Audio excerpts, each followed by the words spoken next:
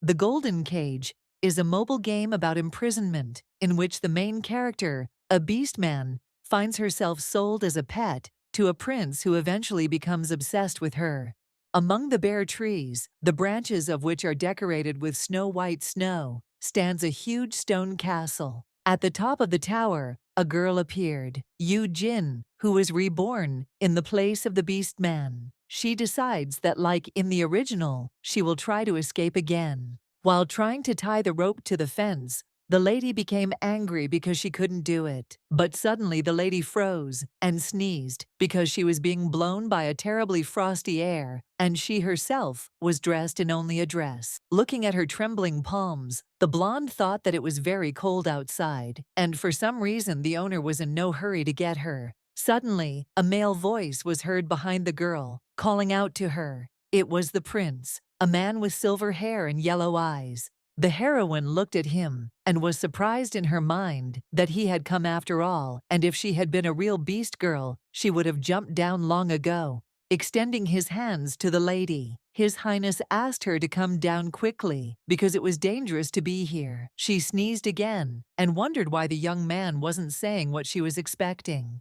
The prince began to apologize to the lady, but the heroine was confused and upset because again this was not what she wanted to hear from him. The man extended his palms closer to Yu Jin, but she closed her eyes, wanting to quickly move on to that very dialogue, waiting for the answer options to appear. The prince carefully lowered the girl to the floor, but she did not react to anything, but only waited for those very words from the master. The main character remembers that in the original, it was at this moment that the man began to distrust her and develop an abnormal obsession. Now he should ask her in a cold voice why she ran away. But to the protagonist's surprise, the prince only thoughtfully threw a fur coat over her shoulders, asking her not to freeze in the cold. The lady recalls that there was no such thing in the game. Belobriska became embarrassed because she realized that she was much warmer. But suddenly, she ordered herself to pull herself together because she needed to choose an answer to his question. Here, the lady with a robotic intonation confidently told the prince that she would leave this place. An awkward silence arose between the man and the girl, and the beast girl became embarrassed because, in fact, her words were a brazen bluff, just a game. His Highness told the pet that he couldn't let her go, and the heroine decided to check something. Would the game event start if she made the right choice? Yu Jin, still frowning and blushing, told the man that he didn't even dare think about locking her up. Suddenly, the girl hears something that stuns her. The prince apologized for upsetting her, then asked where she would go in such cold, without preparation. The gentleman stroked the lady's head and promised to take her for a walk tomorrow. The girl thought that such a phrase was not in the plot, and that she really would not go anywhere. But suddenly, the blonde, angrily pulling the man's hand away from herself, declared that she would definitely fly away from this golden cage. Then she made a sullen face and fell silent, expecting that His Highness would finally come to terms with her desire to escape and maliciously allow her to do so. But she would be captured and the escape would be a bust. But the prince said with a smile that he was sorry that she didn't like the cage he bought last time, and would immediately remove it from the apartment. Milady stared at the man in surprise, wondering where everything had gone wrong, while the gentleman asked if it would be better for her to buy an aquarium. Suddenly, the young lady sneezes again, which frightens the gentleman so much that he shudders. Taking the girl in his arms, the young man said that they were urgently returning to the palace, to which she resigned herself because she thought that it was too cold outside. After some time, the prince and his pet came to their private room, where they lit a fireplace to warm themselves. Having settled down by the fire with a blanket and tea, the blonde tells the owner that he could not break her. She will always strive for freedom, he agreed. The girl noticed that the gentleman was smirking, so she asked him what was making him laugh. The man asked her what she didn't like. After that, the heroine fell silent. Yu Jin remembers that in the original, she was a pet who tried to escape, and the prince, who was mad about it, was supposed to become obsessed with her. However, she does not understand why he is now giving her such a warm look and gently stroking her cheek, asking if she is comfortable. Looking into the man's eyes, the lady thought that it didn't matter, they didn't hate each other, like in the game itself, so she thought that everything would be fine, although the gentleman was initially attached to his things. Suddenly, the girl asked the man in a rude, furious tone if he was laughing at her. He flinched from such surprise and asked her again. Yu Jin repeated that she would run away from him anyway, but His Highness calmly said that he would never allow that. Even more enraged by these words, the lady buried her face in the blanket and asked what he was talking about, then ordered the man to leave. The worried prince asked his pet to come out quickly, but she refused, and reasoned that the owner apparently liked to watch her attempts to escape. The maid, leaving the master's room and closing the door behind her, sighed tiredly and said that the same thing was starting again. While taking away the used tea utensils, she complains to her friend that Yu Jin is starting his Catch Me event to test love again. The girl asked her friend if she thought the gentleman was enjoying it, to which she replied that if they both liked it, then so be it. Meanwhile, the main character and the prince lay down on the floor among a mountain of huge soft pillows to take a nap together. But then the girl felt uncomfortable and irritably asked His Highness to stand up because he was too heavy. The lady was so angry that she pushed the gentleman away from her on her own. But the owner, suddenly lovingly lowering his eyelashes, passionately grabbed the girl's hand by the wrist, enjoying their touch. She instantly became embarrassed and pulled her hand away, wondering if he would leave her alone, even if she bit off his hand. Suddenly, the protagonist noticed that the smile on the prince's face had disappeared. She was confused as to why the gentleman had become so sad. The lady recalls that in the original, he was completely different, cold-blooded, unperturbed, and incredibly strong. Finally, the blonde told her owner that she was very hot and asked him to stay away from her. But the prince, declaring that this was probably not the case, pushed the girl, and she lay down on the pillows, and he, leaning on his arm, hung over her and began to glare at her. The gentleman continued to stroke his pet's cheek, and the heroine, with wide eyes and an embarrassed smile, asked what he was saying and whether he had taught her. However, the gentleman, coming even closer to the girl's face, asked her again, and Yu Jin, blushing excitedly, thought how he could be so handsome. The lady, feeling extremely embarrassed, called out loudly to Michael and covered his face with her hands, asking him to stop looking at her so intently. Suddenly, the prince, pressing himself against the girl's palm and rubbing against it, said that he would fulfill her request, calling the heroine the most beautiful lady. This left the blonde speechless. She doesn't understand what kind of person is in front of her, and where did that cruel tyrant from the original version go? Time flashes back to the past, where Yu Jin, who works in a large tall office building, is yelled at by her boss. The director threw stacks of papers at the girl and angrily asked how she was going to continue working like this if she was creating such insignificant reports. The angry man hurried away from the worker, who, with her head down, remained standing and silent. Yu Jin began to clean up the papers scattered on the floor, but was approached by two other workers who asked her how she planned to continue working. However, the men's next words made the heroine freeze, frowning. They said that she could get out if she made the same mistake again. The girl's colleague came to see her, who was first surprised by the tense atmosphere around her, and then asked the worker if everything was okay with her. He, having secluded himself with the protagonist in the office, asked her with a grin what she could have done to anger the boss so much. The man said that he called her to discuss the company's work. Yu Jin began to prove that she had done everything he advised her to do, but asked if he wanted her to act as if it was only his merit. The girl added that she waited until the last moment for him to tell her everything, but he remained silent. The colleague grinned in response and said that she would soon leave here. The worker waved his hand and asked the lady why she was so surprised, then reminded her that he had said that women did not last long in this company. The news that the heroine heard from her colleague made her open her mouth. He heard from the HR department that she would soon be leaving their office.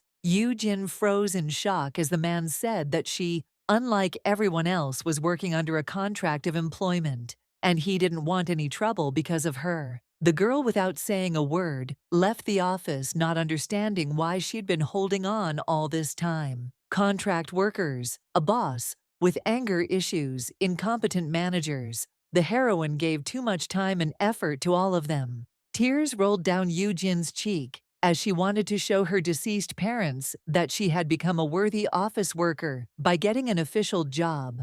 The protagonist wiped away her tears, but realized that she felt like a fool because she had no idea that the company was sucking everything out of her and then simply firing her. But suddenly a strange sound made the girl dispel her thoughts. She heard a sweet ringing sound. Looking up, the worker saw a billboard advertising a dog treat recommended by Eugenie, the world's #1 dog. Yoo-jin rubbed her eyes and thought that dogs were the ones who had the best fate. They would inherit everything. She envied them because she couldn't even afford an office tell. But the heroine, walking on as if nothing had happened, decided that this was not so. Because before thinking about personal housing, she first needed to find a job. The protagonist hopes that in her next life, she will become a rich man's dog, because then she will not have to do anything and not think about difficult things. Suddenly, the sound of a phone ringing in Yoo-jin's bag indicated that a new message had arrived. At the same time, the dismissed employee came to the pedestrian crossing to cross the road where the green light had already come on for people.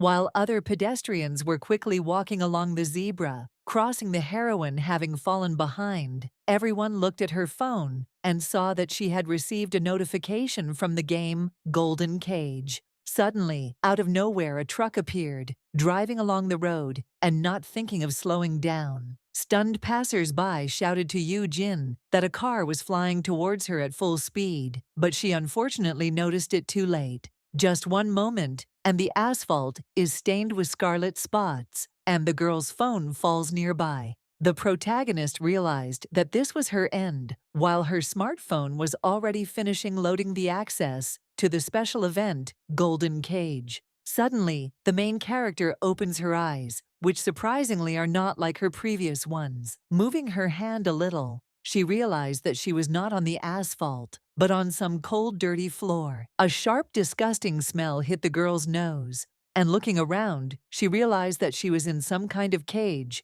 with some kind of half-children, half-animals. Then, a girl with brown hair and ears appears next to her, asking her if she is okay and if she wants a drink because she cried all night. The protagonist was alarmed by this child, but when she wanted to answer something, she could not because she was so dehydrated that she could not speak.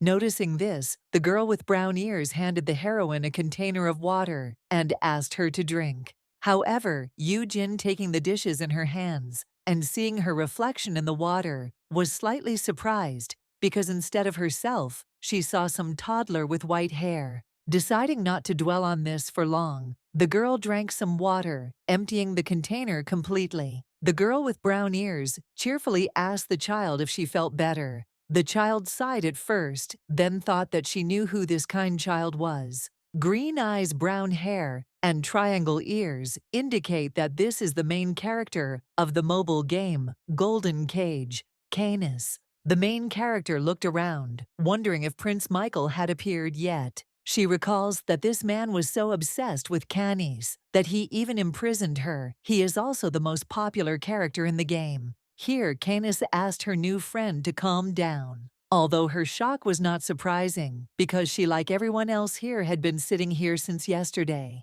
Yoo-jin remembered that if there is a white-haired child next to the heroine, then this is the character whose hair turned white, because his parents abandoned him. This is also the character that Michael kills at the very beginning. To punish Canis, the protagonist thought the prince usually does not act like a madman. Canis cheerfully asked the girl her name, then introduced herself. At that moment, the blonde realized that she had really gotten into the game. Before giving her name, the main character thought about it. Since in the Golden Cage, she had a strange nickname, but in the end, she decided to go by her real name, thinking that it would not be difficult to pronounce, so there would be no problems. Canis smiled and told her friend that she had a beautiful name, then asked if she had calmed down. She replied that she had, and then thanked her for the water. The new girl caught the attention of other beastmen, and the main character of the mobile game asked Yu Jin if she would mind telling how she got here, since everyone here shares their stories. The protagonist asked warily why she was sharing her story with them. Canis replied that if you knew how you got here, you could find a way to get out. Namely, you needed to describe what she saw outside the cage. At that moment, Yu-jin remembered that she was in the slave shop from the first episode, where the main character was looking for a way to escape. But then she realized that she knew nothing at all, which is what she wanted to tell her new friend. But suddenly, the girls were distracted by the voice of a man who, lifting a dirty red rag from the floor, asked what it was. This man turned out to be Michael himself, dressed in an expensive suit, a cloak, and armed with an expensive saber. The blonde's eyes sparkled because she realized that since she was in a slave shop, this man was the first necessary event.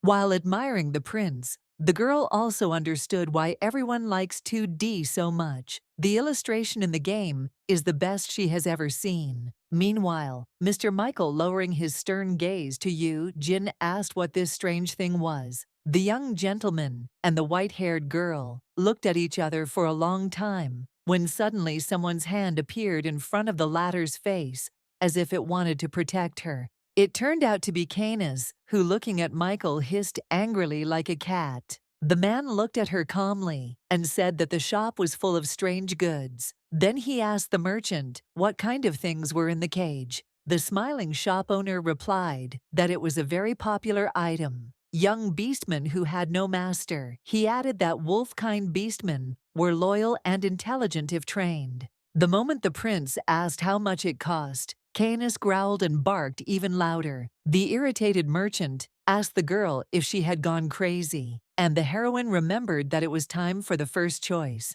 Michael, furrowing his white eyebrows angrily and smiling, asked the little animal how she dared bare her teeth and bark at him. Yu Jin remembered that the player's choice would determine the ending of the game. Either Canis would continue barking at the man, or he would keep his mouth shut. However, no matter what she chose, she felt that the game had a bad ending, where the protagonist would die while remaining in the cage or while being punished for causing trouble. People who played Golden Cage enjoyed collecting different endings, but the heroine was always unhappy because she wanted one thing: freedom. Looking at Canis, the protagonist thought that she was very unhappy, because such a life full of treasures means nothing if you can't change it. But suddenly, Yu Jin came to her senses because she caught herself thinking that in the moon palace full of treasures, nothing could be done or changed. Then she remembered that in her past life, she dreamed of becoming a rich man's dog. The heroine's mouth dropped open in surprise at the chance she had been given. Meanwhile, Mr. Michael calmly asked the merchant about the little animal girl with brown hair. Suddenly, Yu Jin, for no apparent reason, began to bark like a dog, loudly and insistently. The other beastmen who were in the cage with the blonde stared at her in shock. Looking at the girl who barked the loudest, the prince asked the shop owner if she was a beast person, to which he sheepishly replied no. Yu Jin, thinking that it was crazy that such an opportunity was only available to the main character, did not stop yapping, which caused confusion in her new friend. The protagonist thinks that she has already died once, but she does not want to do so in her second life. Having stopped making noise, she began to wait for Michael to respond. The man mockingly told the girl that she wasn't even a beast man, but she still barked. Then he declared that this was more interesting and asked the merchant for the price. The heroine, glad that the prince had finally said that very line from the first choice, stood up, deciding that now she too should make a choice. She firmly told the gentleman that he should not think that he could buy a person with money. After her brilliant phrase, Yu Jin stood there pleased with herself, while the prince, the merchant Canis, and the other beast children stared at her in shock.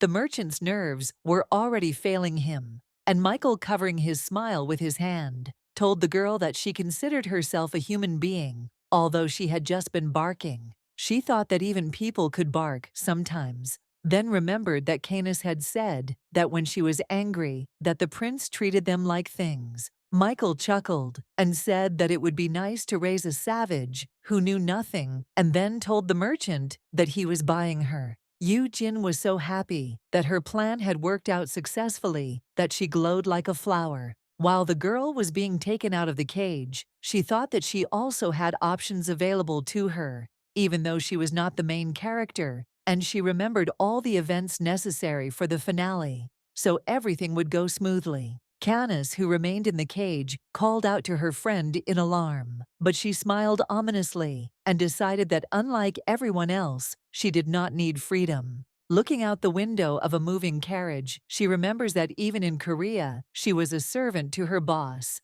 Now she cares about nothing but comfortable sleep and delicious food. Admiring the luxurious castle visible on the top of the mountain, the heroine realized that since she was going to be a nobi, it would be better to be in a great house. Soon the prince arrived on horseback to the palace gates, where he was met by 2 guards. Then the guards, while the main character had already jumped out of the carriage, approached the coachman and said that they would carry the things themselves from now on. Jin wasted no time in rushing after the master, but then another guard noticed her. The man blocking the girl's path with a spear ordered her to stand still and declared that she was not allowed to enter further. However, the girl did not lose her composure and called out to Michael at the top of her voice, who hearing this flinched and stopped. The little slave continued to call out for her master, while the guard stubbornly shut her mouth and asked her not to make so much noise. The prince,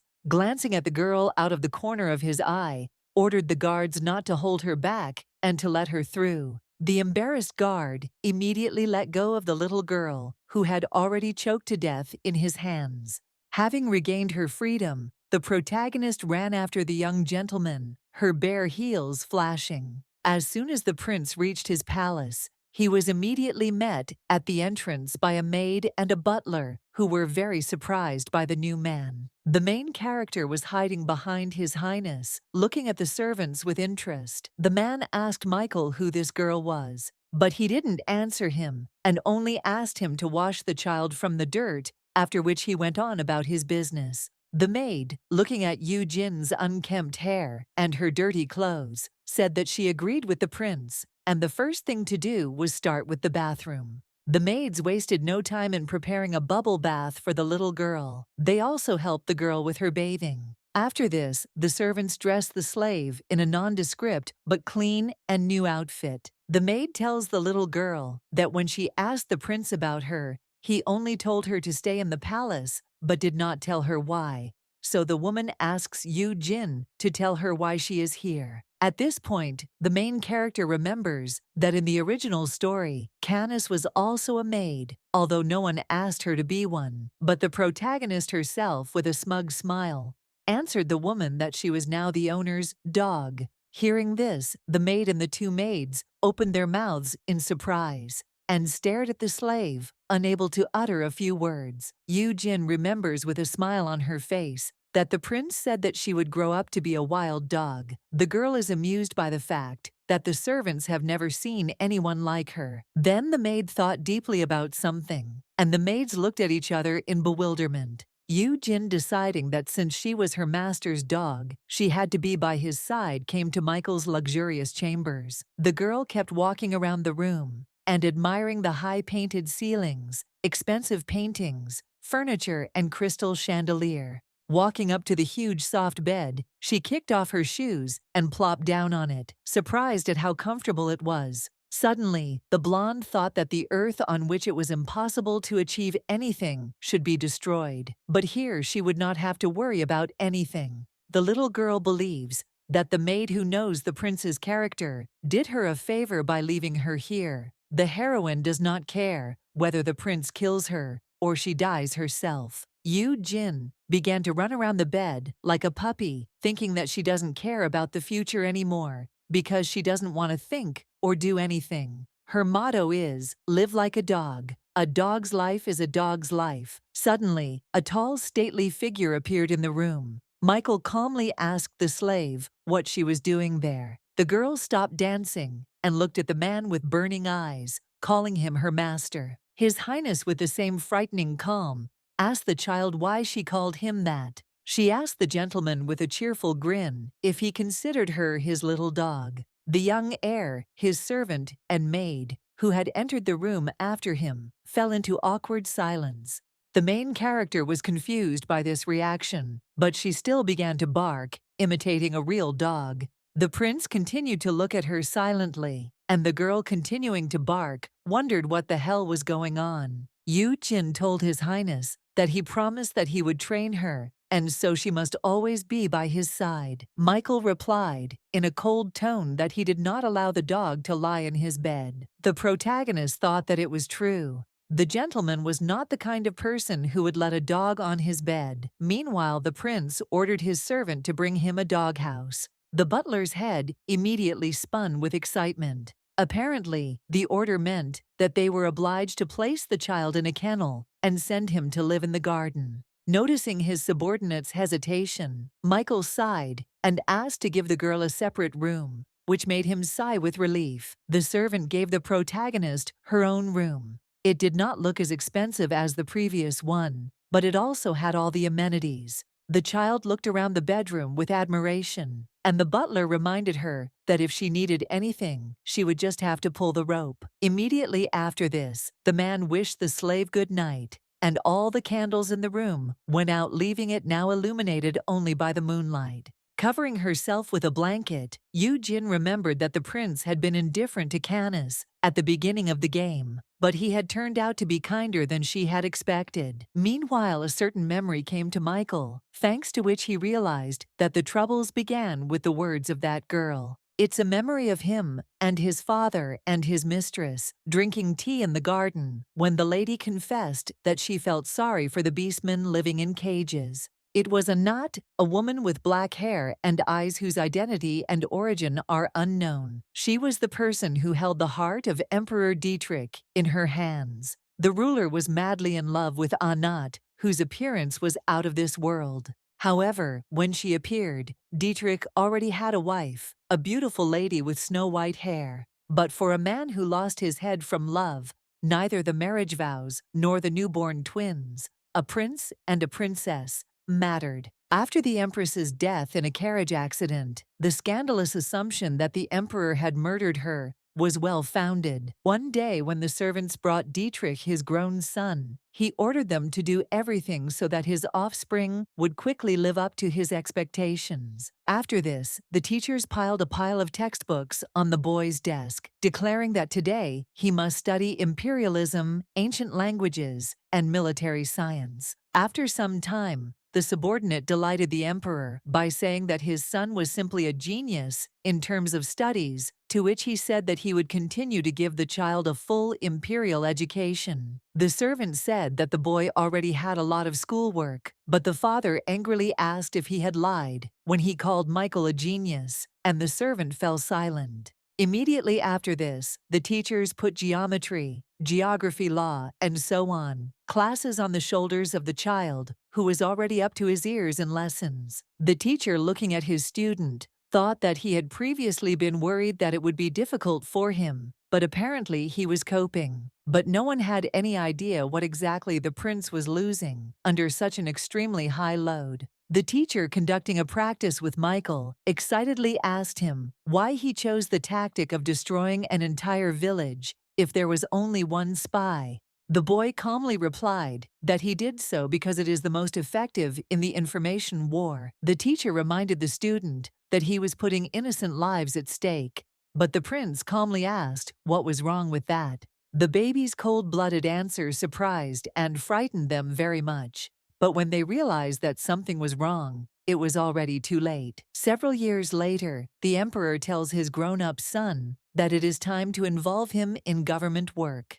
He took the scroll in his hands and said that it was an agenda from the provincial estates, after which he ordered that what had happened be sorted out and everything be resolved. Throwing the documents at Michael, who was kneeling, Dietrich said that he thought he was well suited for the job, and after all the tax issue that had been raised at the nobles' meeting, had also been discussed by him. Michael himself simply listened to his father's orders without raising his eyes or saying a word. Now drinking tea with her lover and his son Anat, tells the latter that she heard that he has been helping Dietrich a lot lately. The prince modestly said that there was nothing special about it, after which the girl was surprised at how modest he was, and in this he was not at all like his father. Here the king intervened in their conversation, asking his mistress not to look at other men except him. She said that this man was his son. But suddenly, the young gentleman's hand froze when Anat said that she felt sorry for the beastmen she saw in the play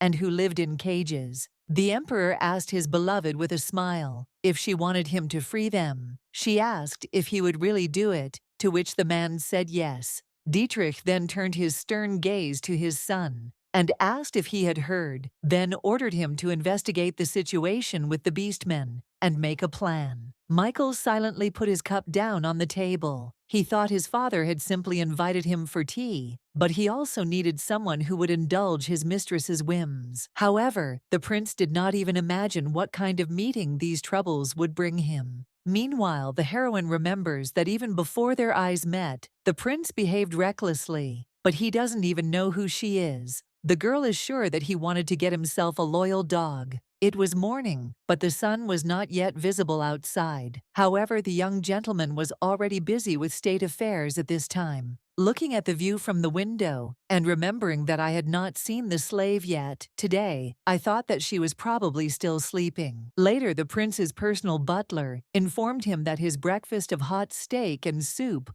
was served, and Michael began his first meal of the day. While eating, His Highness decided to ask the servant what was going on with his instructions, but the servant suddenly asked what instructions he was talking about. The man became worried because he did not remember any of the prince's instructions, but the next moment he realized that he was talking about the newly arrived slave. Michael, not hearing an immediate answer, slammed his cutlery on the table and said that if someone does not understand their duties, then this is very bad. The subordinate obediently replied that they had given the girl his old playroom as a booth, assigned her a maid, and prepared personal shackles for her. The young gentleman took the iron collar in his hand and asked what it was for. The butler explained that they could be blown up if the slave decided to escape. But before the servant could finish speaking, Michael lightly squeezed the shackles in his hand, which instantly split into several pieces.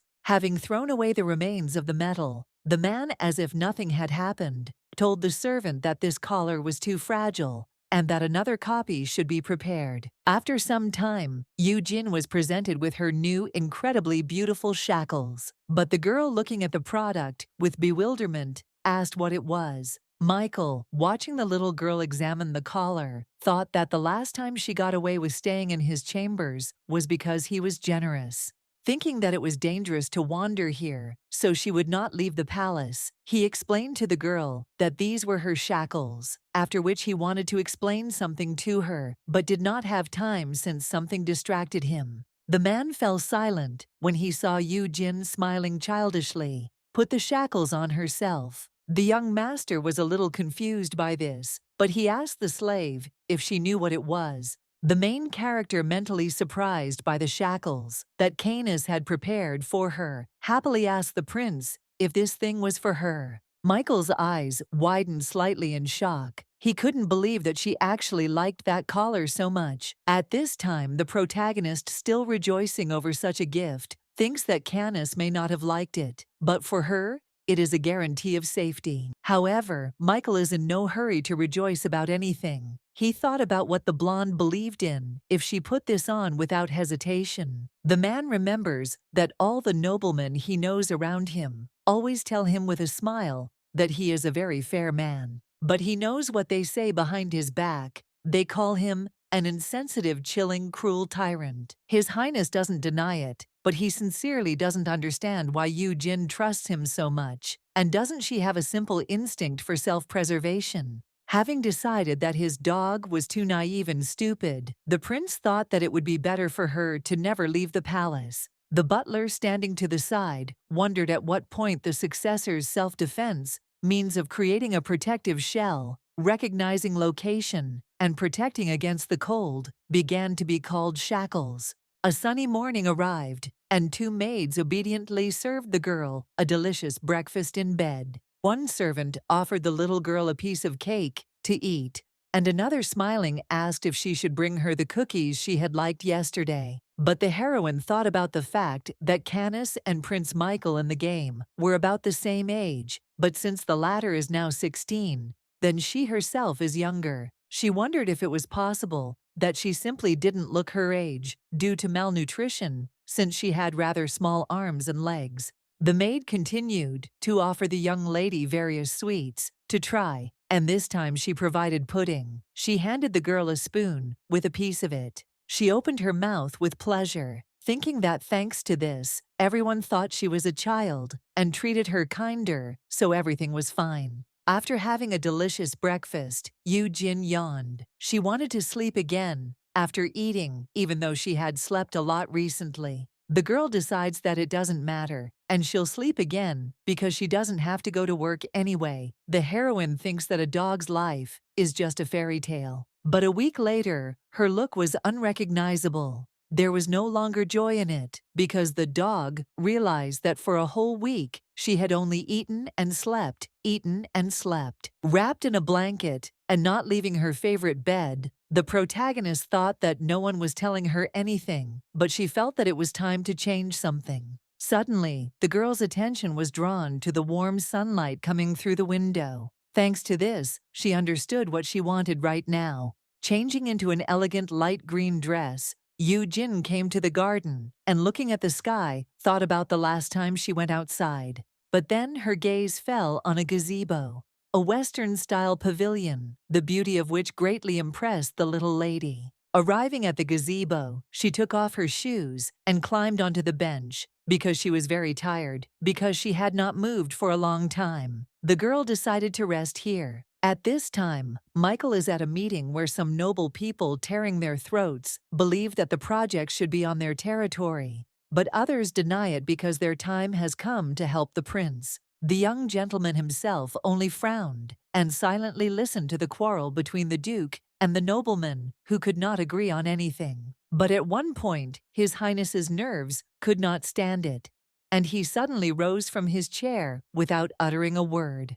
The man started to walk away, but the servants tried to stop him, saying that after spending so much time at the meeting, he couldn't just up and leave. Michael, continuing to walk, is angry that a bunch of aristocrats are already jumping to a new problem when he hasn't even dealt with the beastmen. Suddenly, the gentleman stopped, deciding that sooner or later he would find someone to take their place. The young man then continued to run, turning sharply to the right, which stunned the guards who were trying to catch up with him and bring him to his senses. Eventually, the prince's feet led him into the garden, where he went straight to the gazebo. But suddenly, something unusual made him stop. The two guards behind him did the same. Michael saw his dog on the gazebo bench, sleeping sweetly curled up in a ball. The subordinates immediately became nervous because this place is intended exclusively for His Highness, where outsiders are not allowed to enter. And this happened at a time when the prince was in a bad mood. The main character, not noticing the stranger's presence nearby, sneezed loudly, causing the air to flinch. Not wanting to turn to face the guards, Michael asked what they were doing, to which one of the men excitedly asked what he meant. The prince, without further ado, ordered the two to hide, and they, frightened by his severity, loudly, almost shouting, answered that they would leave immediately. The young master asked them not to react so noisily, and they realized their mistake. Then the prince told his subordinates that they had to bring him something. The guards panicked again, thinking that His Highness would ask them to bring either a sword or a sledgehammer to use on the girl. But in fact, Michael asked them to bring him a blanket, and some soft one, not very thick. A few minutes later, the sweetly sleeping main character was covered with a warm pink blanket. The young heir, sitting down next to Jin, thought about how carefree she was and how she really looked like a real dog waiting for her owner. The next day, as soon as morning came, the protagonist, feeling a surge of strength, stretched her arms upward. Then she sat up abruptly, delighted at how bright the morning was. The girl is happy that she no longer has routine work, no endlessly repetitive tasks, no piling up projects, no daily reports. Putting on a cute blue dress and hat and grabbing a picnic basket, the main character headed out into the garden, rejoicing at how wonderful life was. But suddenly, on her way, she meets a large black horse with a wheat-colored mane who is looking at her from the fence. Jin couldn't help but be amazed at how beautiful the beast seemed to her. She covered her mouth in admiration and greeted the animal. But the stallion suddenly leaned his muzzle towards the lady's basket, as if he had smelled something delicious from there. The heroine realized that he was hungry, so she offered him an apple, which he ate with pleasure. Suddenly, the slave heard someone's voice behind her, warily asking if anyone was there. Turning around, she saw a little boy hiding behind the stable door,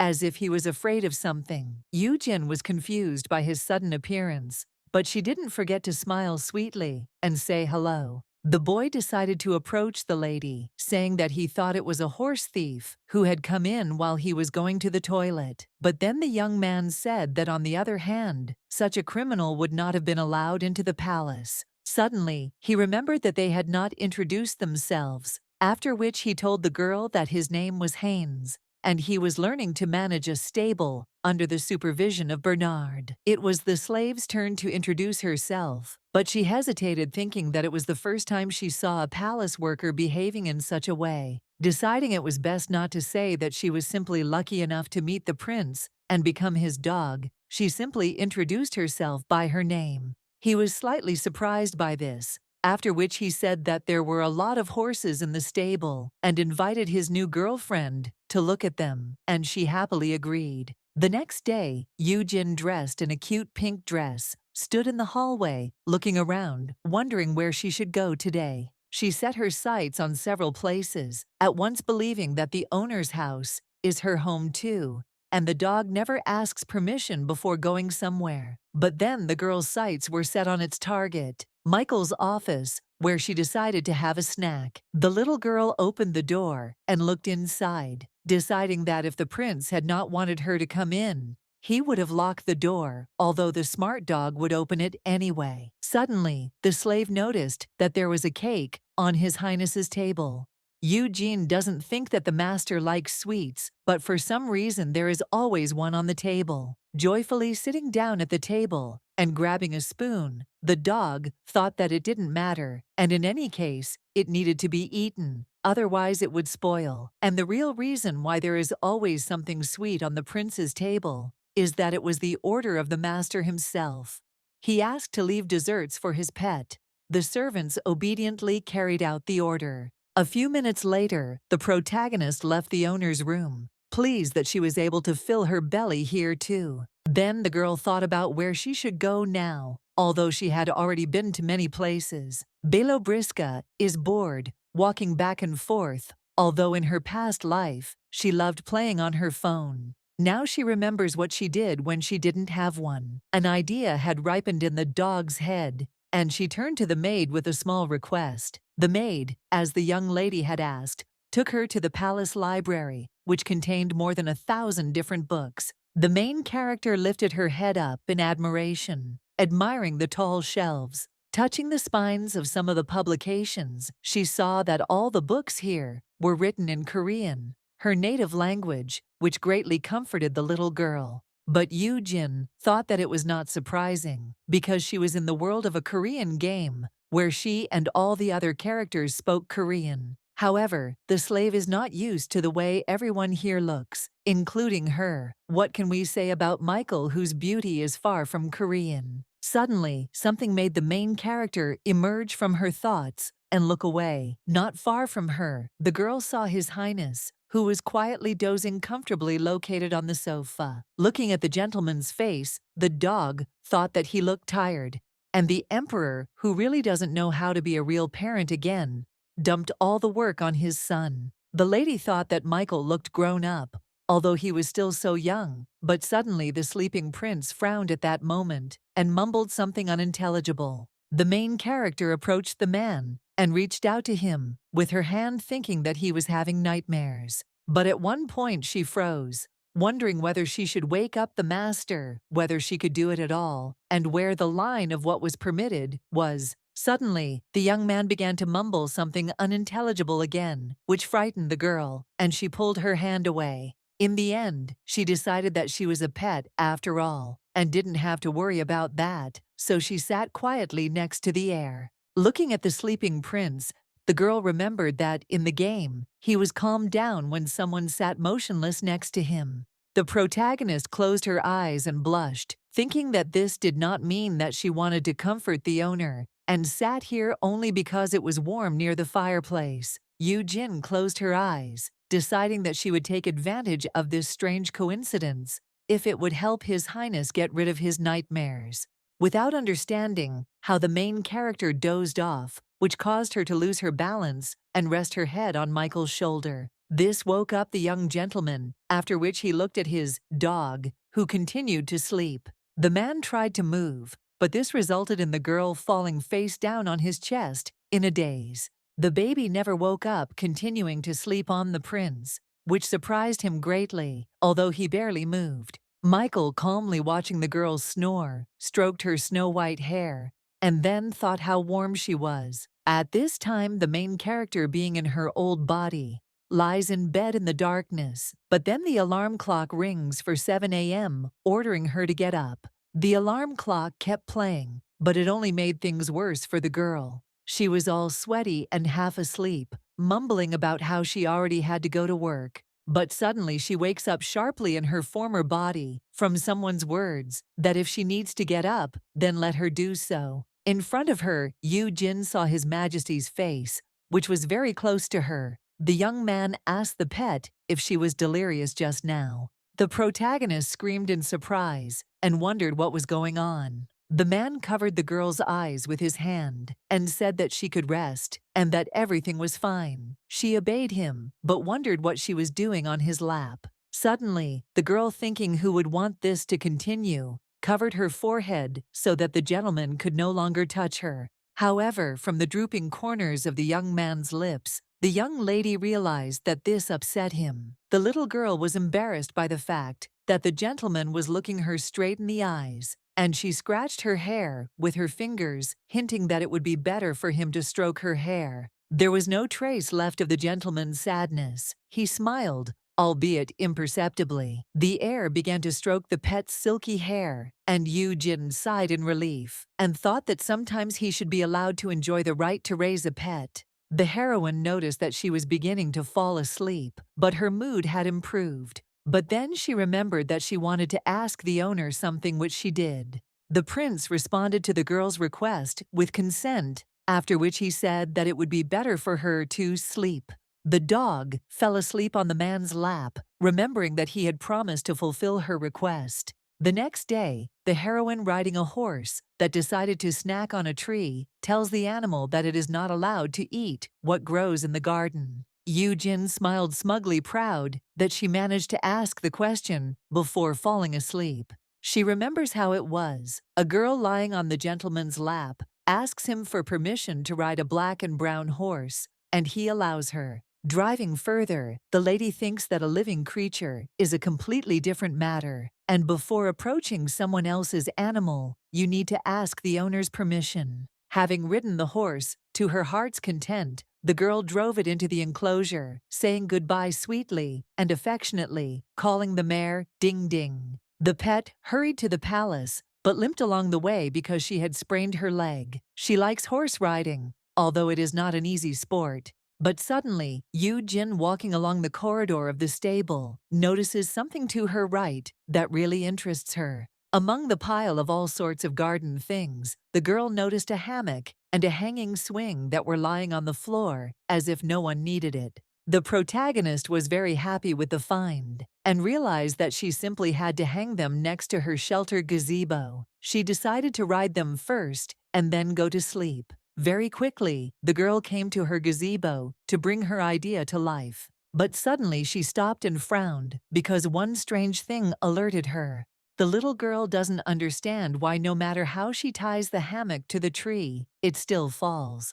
the lady thinks that something is wrong with the hammock. The same thing happens when she changes the tree where she could hang it. The heroine decides not to despair, and instead of a hammock, try hanging a swing. After some time, Yoo-jin found a perfect tree with a thick branch, which made her very happy. However, this branch turned out to be so high that the dog could not even reach it with his hand. The girl was so upset by this that she threw the swing on the ground, leaving it there, and went back to the palace. A few minutes later, His Highness decided to come to the gazebo along with 2 guards. But suddenly the prince noticed a hammock and swing abandoned on the road. The man asked the servants what it was. One of the subordinates suggested that they had tried to hang a hammock and a swing on this tree, but there was no ladder, and it would not have been possible to tie it with such a rope. Michael looked closely at that very tree, after which he ordered the guards to cut it down immediately. At first, they were frightened by such a sudden and cold-blooded order from the master, but they agreed to fulfill the request. That very moment, the servants armed themselves with an axe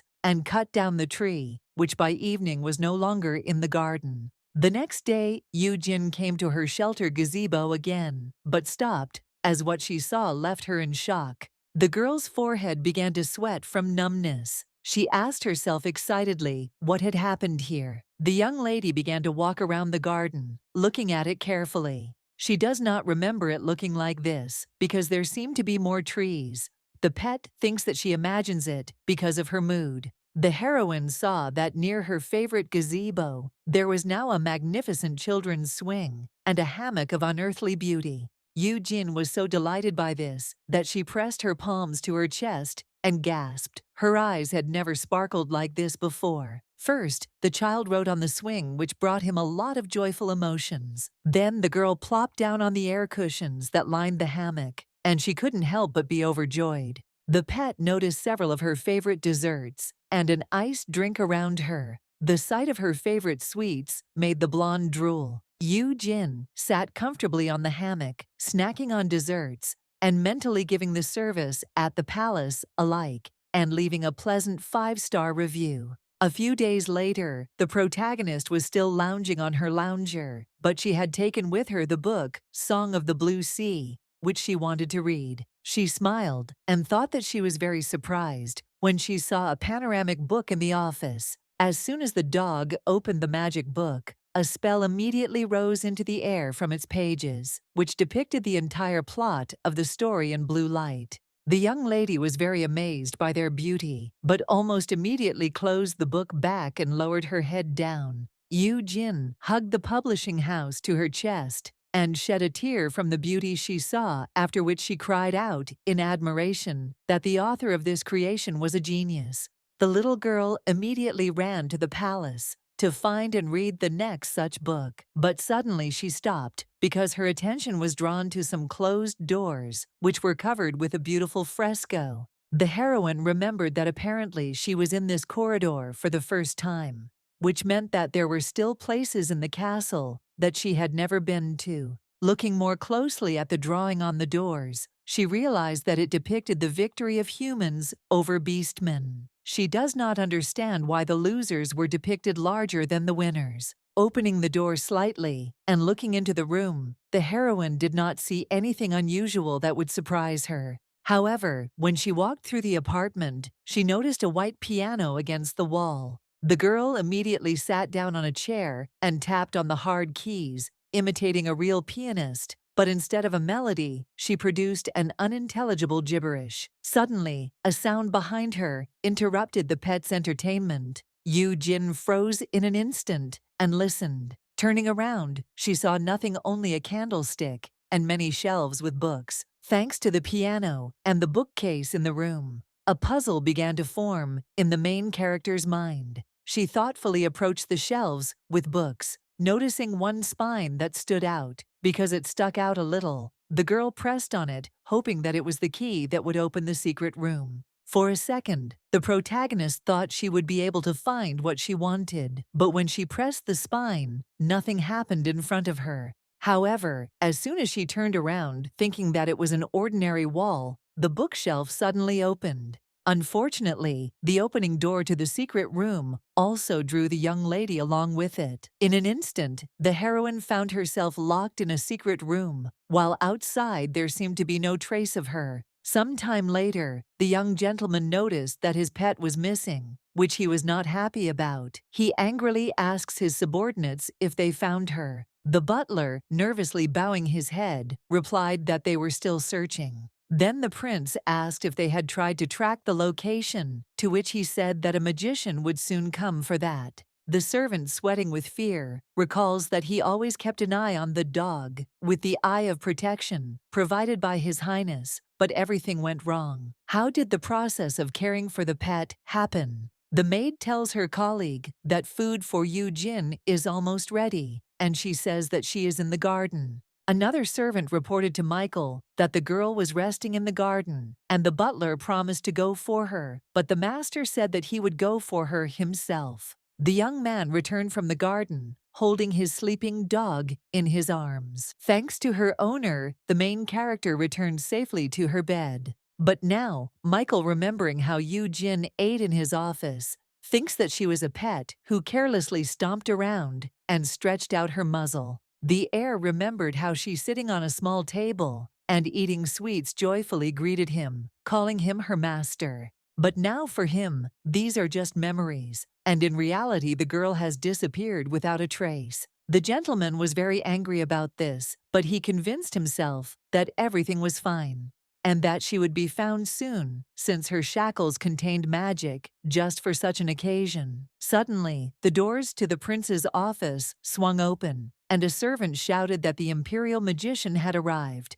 Michael immediately went to him and asked about Yu Jin's location, but he apologized and said that the genie engraved on the medallion was not responding. His Highness asked what this meant, and the magician admitted that, to be more precise, he was reacting, but was stuck in a place where he could not transmit a signal, and it was likely that the medallion was being obstructed by a spell. The wizard shared his guesses with the young master, but the prince himself already understood that this might be a kidnapping. The heir clenched his jaw in anger because he had hired a magician for an exorbitant price who had done almost nothing to help, and someone had even dared to kidnap his pet. The prince ordered all the soldiers to be dispersed immediately because the kidnapper could not have gone far. The man promises to tear the culprit to shreds. The protagonist, meanwhile, is dozing in the darkness on the cold stone floor. But at one point, after sleeping for an unknown amount of time, she finally opened her eyes.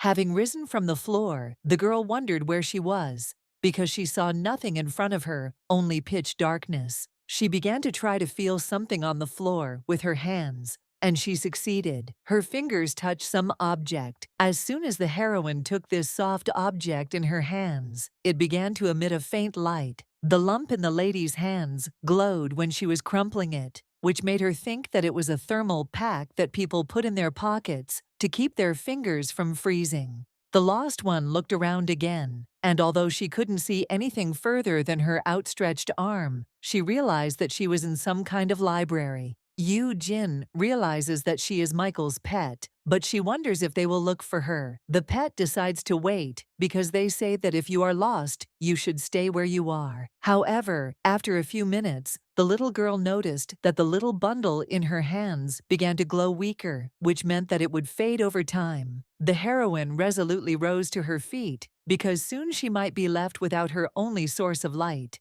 so she couldn't just sit here. The dog thought that perhaps this secret passage was built especially for the imperial family, and it should lead to a safe place. Belobriska walked carefully down the corridor, assuring herself that everything would be fine. The girl kept walking and walking along the stone floor, noticing that her thermal pack was becoming increasingly dimmer. Suddenly, the lost girl saw a doorway in the distance through which light was shining. Yu Jin was very happy because she finally found a way out. The main character rushed to the door as fast as she could and quickly opened it with her hand. The pet looked out of the opening, but with her eyes closed because she was very afraid to see what was there. But suddenly, as soon as she opened her eyes, she saw in front of her a pair of blue cat eyes that were staring at her. The young lady was speechless from surprise and simply stared at the beast in bewilderment. The owner of the gorgeous blue eyes turned out to be a small white tiger cub who was heading towards the protagonist with interest. Yu Jin was so touched by this handsome man that she covered her mouth with her hands in admiration. The animal ran around the girl studying her, and the pet remembered that this tiger cub was called Kun, and in the mobile game, he was drawn as an adult. Kun didn't influence the game's plot, but he was still included in the splash screen. The creators drew every detail on his art, which made him look great. Looking around the room, she had come to the dog, thought that if she had met a tiger cub here, then these were most likely the chambers of Princess Rafaela. The little girl remembered that Rafaela was a minor character in the game, who appeared from time to time, so it was difficult to determine her role in the story. Yu Jin's attention was drawn to the laboratory equipment on the table, and she assumed that the owner of the room was researching magical medicines. Then the heroine noticed a stack of papers on the table with text that interested her. But as soon as the blonde took the papers in her hands, what she read shocked her. Suddenly, Yu Jin heard a voice behind her, asking who she was. The girl turned around worriedly.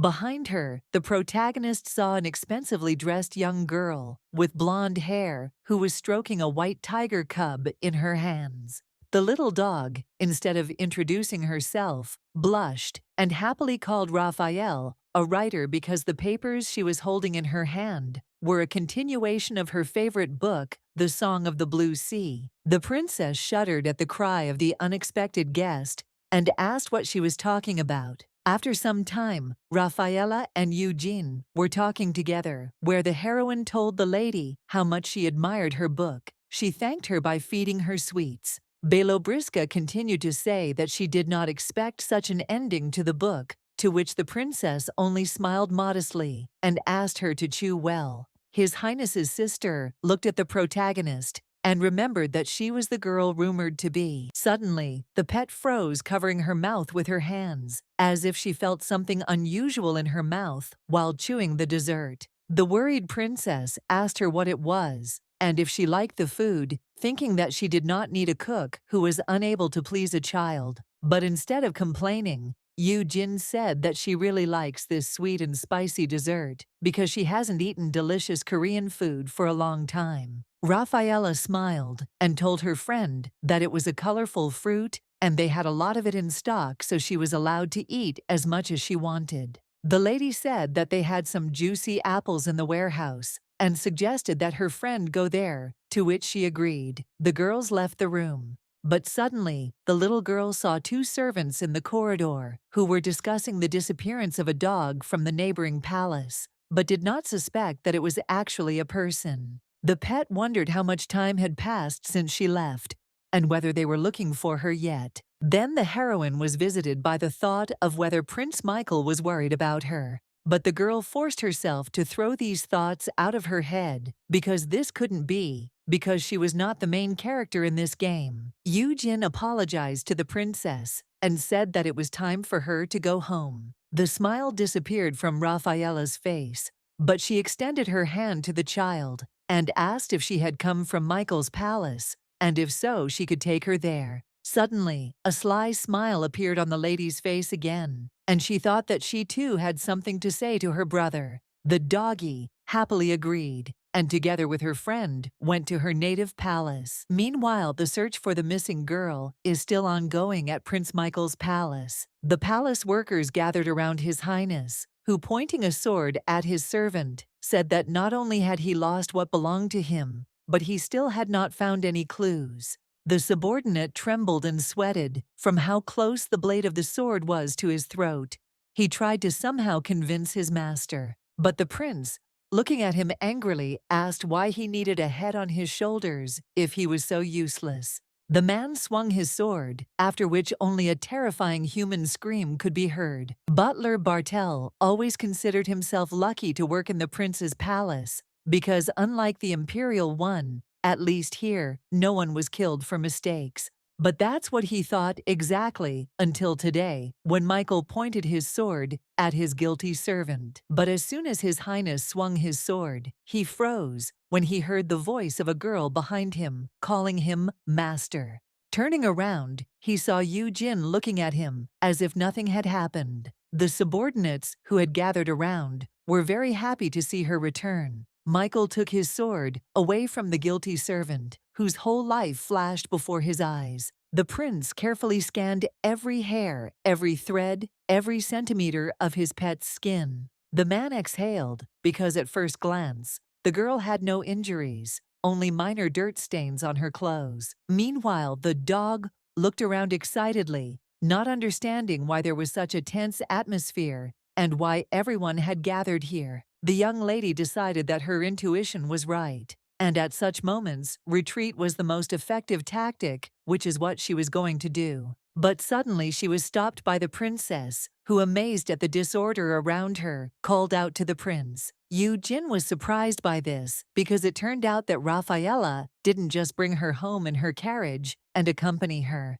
His Highness was so surprised by his sister's appearance that he frowned in bewilderment and stared at her. The young man asked her what was going on, and the lady said that the girl had asked to be taken back, and she had decided to accompany her, but she also had something to tell him. Michael continued to look at his sister, wondering why she had decided to accompany her pet all the way to the palace. Meanwhile, Rafaela gave her maid a special gesture, and she opened the cage, which was covered with a white cloth, and lay in the carriage. The princess picked up her tiger cub, who jumped out of that cage and called out to the main character. The girl then gave her animal into the child's hands, after which she looked closely at how they looked. The lady walked towards Yu Jin, saying that she looked good with her tiger, so she wanted to take her for herself, which stunned the prince. Gently touching the girl's cheek, the princess said that she already had a tiger cub, but asked if she would like to become her kitten.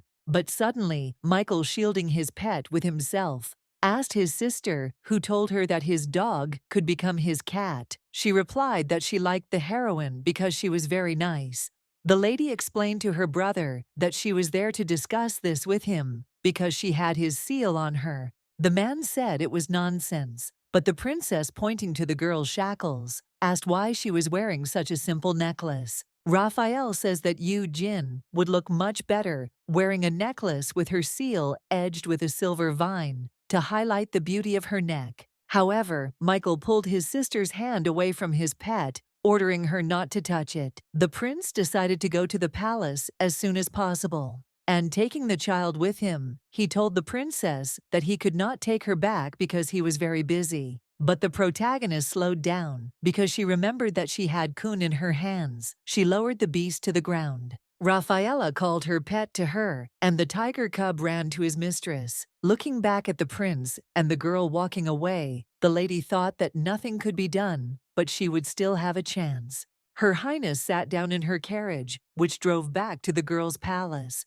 The main character found herself in the prince's office, where she sat down on the sofa opposite him, with Michael. The girl wonders why they came here. She wants to finish everything quickly and take a shower. The lady looked at the sullen gentleman, who was thinking about something. The pet assumes that he is angry because his father has loaded him with work again. The pet smiled shyly, since she only sees her owner when she is looking for a meeting with him, so she cannot read his facial expression. The little girl remembered that in the original, Canis got to the bottom of things, and Yu Jin is sure that Michael won't get attached to her because she's not the main character. But suddenly His Highness spoke. He asked the child what had happened and how she had left the palace and then returned with the princess. The doggy immediately waved her hands because she could share this with the gentleman, which is what she promised him. In a few minutes, the girl told how she found the room with the piano through which she entered the secret corridor and where she came out into the room with Kun.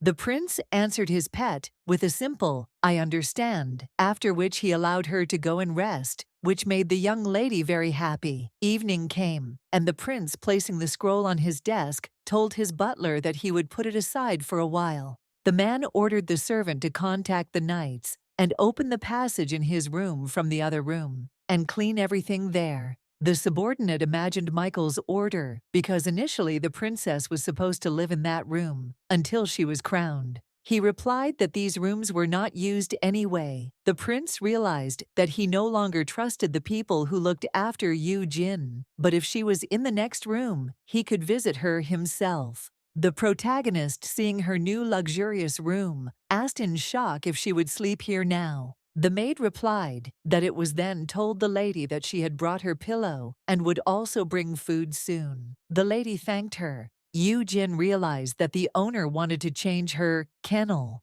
The girl fell onto the bed, happy that here she was bigger and softer, and the room itself was huge. Suddenly, the girl heard someone knocking on her room door, which made her immediately get up and allow the person to enter, thinking that they had brought her food. But instead of a maid with a tray, 2 knights entered, a man with brown hair and a girl with black hair. The heroine stared at the strangers, wondering who they could be, since she had never seen them before. The man, meanwhile, leaned over to the heroine, said hello, and asked with a smile if she was the dog they had been told about. Suddenly, the female knight shut her colleague up by slapping her palm across his face. The lady walking up to the blonde asked Felix to calm down, and he, rubbing his reddened face, obeyed her because she was the eldest in the group.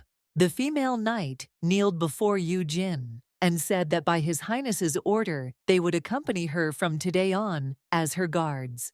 The main character's eyes sparkled because she saw real knights in front of her, like from a real fantasy novel. She got out of bed and bowed politely to them, said hello and stated her name. Without straightening her back, the girl glanced at the guards, wondering if she had bowed correctly, since she did it the way she knew how. Suddenly, Felix leaned towards the lady again, which frightened her greatly, and said that from now on, they were her escorts. The man introduced himself and said that he was a swordsman with a strong and sturdy body. He allowed the child to call him Master or Lord Felix, but his girlfriend sternly ordered him to stop fooling around. The knight, trembling with fear at the evil expression on his partner's face, said that he would not do it again, and asked the girl not to make faces like that anymore. Felix decided to introduce himself to the dog properly, so he kneeled before her and said that from today on he would protect her. Then the young man stood up and asked his girlfriend if he had done everything right, but she simply ignored him. The main character came to the table and asked the knight Harton to sit down at the table. The girl pays attention only to the girl and does not even look at the man. The guard thanked the little girl for her hospitality. Yu Jin asked her if she had eaten today, and she, forgetting about Felix, said no. The girl excitedly asked the night girl how she would feel about eating with her. The saddened man did not answer, and Harton said with a smile that she would be only too happy to accept her offer. At the request of the doggy, the servants, in the shortest possible time, set the table in her chambers, consisting of delicious desserts and meat snacks. The protagonist ate the food with pleasure, thinking that she was very pleased to eat in company, and even with such cool nights, the girl admired Harton, who was calmly enjoying her meal. At the same time, Yu Jin did not even look at the other knight. Suddenly, something interested the blonde, and she asked her favorite if she liked sweets, because she had been eating them ever since she sat down at the table. The girl blushed and replied that as a knight, she should avoid variety in food, but sugar was necessary to replenish energy. But Felix said with a smile that his colleague was simply afraid of gluttony, and she was the only one who so strictly adhered to the knightly commandments. She shyly asked her colleague to speak more quietly, and the pet, admiringly covering her mouth with her hands, thought that the fact that Harton secretly had a passion for sweets was very cute. The heroine handed the guard a piece of cake with strawberries, sweet cream, and delicate biscuit, and offered to try it. But when the child wanted to try a little of this dessert, her hand accidentally jerked, causing the girl's nose to get dirty with cream. Noticing this, the night girl did not leave the little lady in trouble and offered her help. Wiping the cream off the doggy's face with a napkin, Harton smiled and said that it looked much better this way. The protagonist stared at the woman with loving eyes, thinking that even her boyfriend in her past life had never done that. Felix, silently watching the conversation between the two ladies, thought that the little girl's eyes were shining when she looked at his friend. Suddenly, Yu Jin finally looked away from her pet and met the man's gaze. The knight decided not to miss the opportunity to wink coquettishly at the girl, but she just turned away in disgust, sticking out her tongue. But despite this, the guard continued to laugh at her. As Felix picked at his food, he thought about how this was complete discrimination. And although he didn't like this task, it wasn't that bad. The young man believes that Knight Harton would not waste time in such a place. She came to the city from the village, as a child, having shown her talent for fencing. She has a rare talent, and is the youngest knight to take the oath. This girl is the first to defeat the Wyvern, and for the countless missions she has completed, she has been dubbed the Invincible Legend. Felix recalls that when he first decided to join the order, he was very upset by the way he was treated and by the other knights in general. The man is unhappy that they are first forced to perform menial tasks and then sent to watch the dog, although this was expected because he does not enjoy the favor of the imperial family. Meanwhile, the main character happily asked the girl if she wanted to try some hot chocolate. She said that she would not refuse her offer, after which she thanked the girl. Yu Jin beamed even brighter and said enthusiastically that she liked hot chocolate too. Felix, looking at his pet, thinks that it was a clever trick because he was afraid that he and his colleague would become servants for the girl. But it seems that everything is not so. The man also remembers that he needs to get a copy of Harton's collected works, and it seems to him that he can talk about this with the little girl. The knight thought so, until Yu Jin pointed her finger at him and happily declared that he was now bankrupt. He sweated from excitement and asked in shock how this was possible. He asked not to say that, then asked why he didn't have enough money. It turns out the girl and her guards were playing a board game about business. The young lady said it was because he had squandered everything. The pet, enjoying his opponent's loss, says that this is what an aristocracy is for, and he doesn't even know how the banks take interest from him. The dog spent a lot of time watching Felix in games, but he whose physical strength, status, and education were not comparable to hers always won her, be it a knight's duel cards or Kalansui. In the end, the girl decided that she was an unlucky person, and her opponent was simply invincible. But at the very last moment, the heroine remembered that the main thing in the game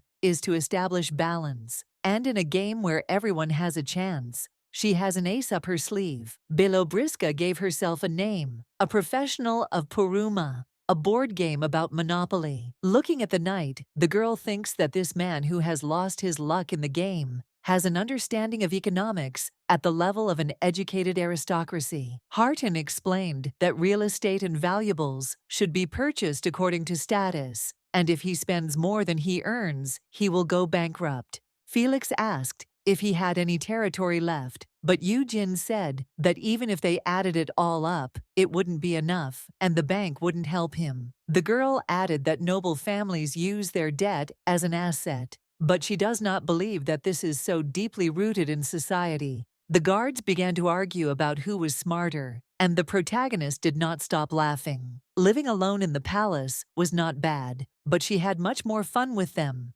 Meanwhile, Prince Michael, stopping near the table where his pet usually dined, began to think seriously about something. The young man cannot understand why she does not touch the desserts that he regularly leaves for her in his office. The next day, the servant handed His Highness a letter and said that a request had been received from Sir Baurin, the commander of the Knights of the Imperial Palace. The master asked if he wanted to send the Imperial Knights, to which the subordinate replied that he did, because the matter was urgent. The prince asked where the commander was now, and he said that he was in the training ground. Then Michael rose from his chair, admitting that he wanted to stretch his legs a little, and invited the servant to go with him to Baurin. A few minutes later, the heir opened the doors of the training ground, from which the sounds of fighting could be heard. He walked down the corridor and stopped to watch Felix and Harton training against each other with swords. But suddenly, the gentleman's attention was drawn to something else.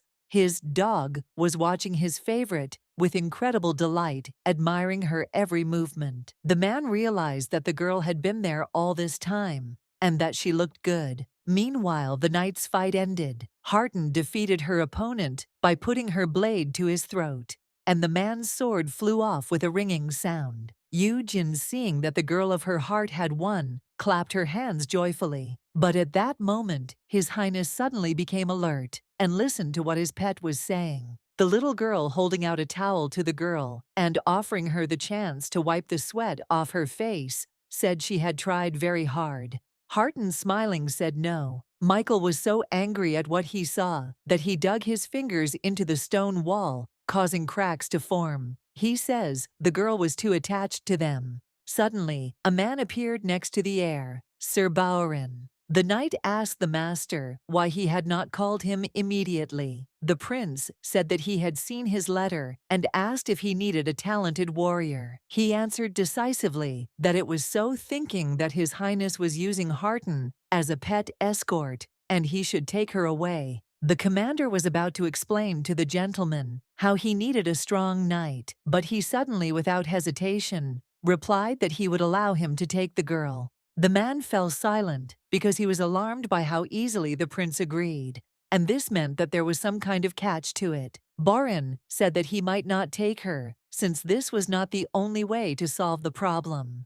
But the prince angrily reminded that Harton was the strongest of them all. The knight did not argue further with Michael, and bowing his head before him, thanked him for everything. Looking at his pet, the young heir thought about how the importance of this mission had just increased, and that it was about sending him to faraway places. The prince understands that it is natural to become close to someone you spend a lot of time with, but that too much closeness can interfere with the task at hand. From those events to the palace of His Highness, several days flew by unnoticed. Felix, putting his head on the table and still crying, calls his senior partner. The heroine, who is sitting opposite him, asks her friend to calm down because several days have passed since Harton left, and it is unknown when she will arrive. The man sadly replied that that was all right, but told the girl that even though the elder one was not there, she still did not call him sir. The pet told the knight that he was pathetic, and his girlfriend was chosen according to her skills, and a true fan should wish her success in her work. He replied that he was aware of it. Felix wanted to say something else, but his crying broke out again, which greatly upset the protagonist. Yu Jin thought he was a fool if he thought she didn't miss her beloved Harton. Meanwhile, the prince, sitting at his office desk, was thinking hard about something so much that he even frowned. Michael's thoughts were occupied only with why the pet had not yet come to him if he had removed that guard. The butler, noticing the threatening expression on the gentleman's face, anxiously asked if everything was all right. The young heir ordered his servant to call the knight Felix, and a few minutes later he arrived in His Highness's office and greeted him properly. Michael asked the man if it was true that his dog didn't get out of bed all day, to which he said that it was true. The guard's answer made the prince think, which gave him an interesting idea. Yu Jin, wrapped in her favorite blanket like a cocoon, finally completed her introspection and was ready to take stock. Her life has been busy these last days, obsessed with Harton, but she always remembers that a life of hard work is not for her. The heroine spends every day wasting her time, and she really likes it. The life of a carefree dog suits her perfectly. 3 meals a day, snacks, and a bunch of books. She doesn't even have to leave her room to get it, because the service here is like a 5-star hotel. But suddenly the girl shuddered because she heard the door to her room open and someone enter her room. Turning around, the little girl saw His Highness walking straight towards her and Felix closing the door behind him. The dog stared at the gentleman with her large gray eyes in surprise, wondering why he had visited her chambers. She, remembering that she had completely forgotten to clean up after herself, immediately assumed that the owner would scold her for the mess in the room. But Michael, looking at her pet, thinks that apparently she is still upset about her favorite's departure, and that's why she locked herself in her room. Suddenly, the prince, out of the blue, asked the girl if she liked to walk. She shook her head questioningly and asked what he meant, thinking that this question came from him somehow suddenly. But Michael suddenly became embarrassed, turning away and covering his face with his hand. The man asked himself why he said that, because no matter how much he called Yu Jin doggy, she was not an animal to be walked. The protagonist thought that she was a little irritated by the owner's suddenness, but he was the one who fed her, so she asked with a smile if they would go for a walk. Looking into the eyes of the puzzled prince, the girl realized that his expression was a pleasant incentive to get out of bed. But His Highness suddenly turned around and walked away, telling the child that it was not worth it and that it would be better for her to rest. She opened her mouth in surprise. The confused girl asked Felix where he had gone to, which he was unable to answer. Some time passed. Michael was busy working with his sister, going through the letters of requests, deciding which families to assign them to. At this point, a servant entered the room of the prince and princess and informed the latter that all preparations were ready. The brother asked what this was for. The girl apologized to him for interrupting his work, but promised to take care of it later since she had urgent business. The prince asked irritably what urgent matter she could have at such a moment, but the girl, taking her pet and the bottle of milk that the maids brought, said smilingly that it was time to feed her baby.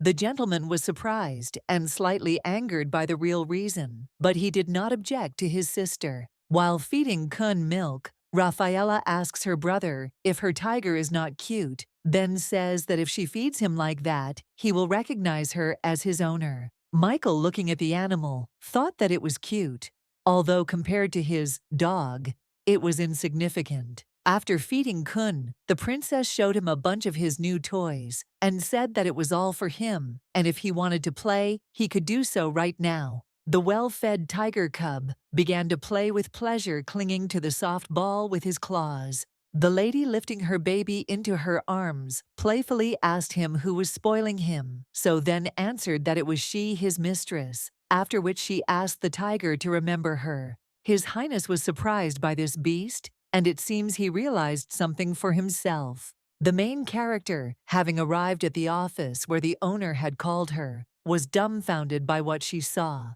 She saw that countless jewels, expensive accessories, and majestic statues were laid out on the tables. Looking at this, the girl thought that an event was being prepared. Here Michael, who was sitting in the company of his servants, told the pet to choose whatever he wanted. The dog pointed at herself and asked if he was telling her that, and he said yes. Looking at the jewelry, the protagonist thought that the gentleman was tired of choosing himself, and now she would do it. Because of this, Yujin decided that she had to choose what he liked, but she didn't know what to choose from expensive furniture, jewelry, perfume, and dresses. Finally, the little girl grabbed a piece of expensive shiny blue fabric and told the owner that she was choosing this one. But the prince suddenly asked irritably if she was choosing only one thing from all these. The girl, realizing that there shouldn't be just one thing and that he apparently didn't like her choice, chose an exquisite handwritten set.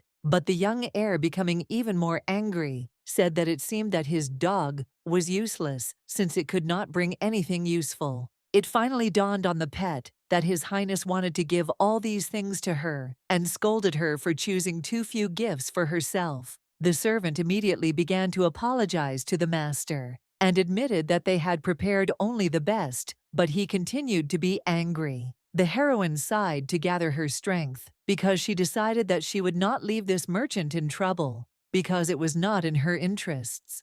Without thinking, the girl ran her finger over all the things that were laid out on the tables. After this, she resolutely declared that she would take all these riches for herself. But suddenly, the prince and his subordinates silently stared at the little girl, causing her to shudder. The heroine looked away in embarrassment and wondered if she had done everything right and if she had gone too far. But Michael, having stopped frowning, told his pet that her wish would be fulfilled. His Highness asked the merchant if there were any more items, and he replied that there were Yujin frozen place, not believing what she had done. The man suggested that the child look at other works by the author that she liked, but she did not listen to him at all because she was in seventh heaven from the fact that the owner was giving her all this luxury. The young master, seeing the happy eyes of his pet, smiled smugly. An hour later, the main character, having finished decorating the prince's palace with recently purchased things, happily declared that she had done just fine. But suddenly, the girl realized that she wanted to show off her interior in avant-garde and postmodern style to someone. Remembering that the owner had bought these things, she ran to him, deciding that if he had spent money on her, he needed to account for it, so she would show him the room. Looking into his office, the little girl saw that he was busy with work. Michael noticed the appearance of the pet, but did not pay attention. The lady came up to him, and the gentleman thought what had happened, that she had come to him so suddenly. He pretended not to notice her, so as not to frighten her. The protagonist realized that His Highness was busy, so she decided to wait a little, and sat down on the sofa nearby. Minute after minute passed, and the hands on the clock already showed 3 o'clock in the afternoon. The dog waited so long for the owner to be free that she lay down on her side and fell asleep. But suddenly, she felt that the prince sitting down on the sofa next to her began to stroke her hair. The girl's cheeks blushed because she really liked it when the gentleman stroked her head. Suddenly, a sharp sound made the main character instantly open her eyes. Standing up, Eugene saw that Michael had already finished his work and stood up from the table, and everything that had happened to her before was just her dream. The young man went out into the corridor and went about his business, and the dog followed right behind him. But then the prince noticed that his pet had rushed ahead of him to the door of the room that she had decorated in her avant-garde artistic style. Having run up, Eugen opened the doors and stood next to him and looked at the owner. The little girl shyly asked him if he wanted to look at the gifts she had received. He, having guessed what the girl wanted from him, silently nodded and walked towards her. When the man entered the room, he was in no hurry to say anything right away, and the butler and 2 guards who stood behind him were sweating from fear. The subordinates, seeing what was happening in the room, were sure that the young master would be angry and would definitely get mad. It turned out that the entire room was filled with jewelry, with stones, accessories, Greek statues, with peacock feathers and cacti. The heroine happily told the man that this was the concept of a fun and happy lounge room that she had carefully planned. But the butler at this time was dumbfounded with fear, thinking what a tasteless, shiny thing this girl had turned the magnificence of the palace into. But to the servant's great surprise, His Highness knocked down his pet, which made her very happy. Yu-jin suggested that the owner sort everything out in order and began to tell about which side had a good view of the statue, and on the other side you could pay attention to the unicorns. The girl, watching Michael's calm expression, suddenly thought that when she was next to him, he seemed softer to her than in the game. Some time later, the prince, while at another meeting, angrily asked his father what he wanted to tell him. The emperor told his son that he had ordered him to make a lake that would be filled with rainwater. He asked if he was talking about remodeling the garden of the imperial palace, and the king replied that he was, and that he would like this lake as soon as possible. The ruler asked Lord Onicourt, who was sitting next to him, how many days it would take to build, but he hesitated with his answer. But then another gentleman said that if we talk about the lake, then they already have something that is famous for its beauty, and he can offer a design option. Those present began to argue about whose lake was more beautiful, which did not seem to surprise the prince at all. Michael was calm at first, because it was his father in front of him, but he was infuriated to the point of stupidity by his own arrogance and the arrogance of his henchmen towards him. When the meeting was over, the enraged heir ran to his study, ordering his servants to publish descriptions of the families they had spoken of. Having reached his room, the prince opened the doors, wanting to be alone as soon as possible. But the young man never expected to see his dog in his office, enjoying desserts at his small table. Michael was so surprised by her presence that he stood dumbfounded on the spot, staring at the girl in amazement. But the next moment the man turned away in embarrassment, covering his face with his hand. But the heir's face broke out in cold sweat. He couldn't believe that Yu Jin saw him in such a state. Michael, without saying a word, sat down on the sofa, in the corner away from his pet. The heroine, sitting at her table and smiling embarrassedly, thought that this was the first time she had seen the gentleman so angry. The girl remembers that if he is touched in this state, he will destroy everyone. The little girl suddenly thought that his expression was very familiar, as if she had seen it somewhere before, and then she remembered that he was so angry in the game. Putting his fork down on the table, Yu Jin remembers that he always had that expression on his face in the game, but now she feels a bit awkward seeing it. Looking at the lonely prince, the dog wondered if everything was okay with him. It seemed to her that the emperor had dumped all the work on his son again. Here, the girl got up from the table and ran to the shelves with books, which were located next to the sofa on which the owner was sitting. She glanced out of the corner of her eye at the man who turned away from her in embarrassment. The little lady thought he looked very tired. The heroine suddenly remembered that although her parents from her past life had died in an accident before, that they had managed to give her a lot of love, which could not be said about His Highness. Watching the prince, the girl thinks that he is still young. Although he already has so much stress, she does not know if the owner knows how to get rid of him. The protagonist pursed her lips in embarrassment, having decided to do Michael a favor since he should still enjoy his pet. His Highness suddenly heard a sudden question from the dog.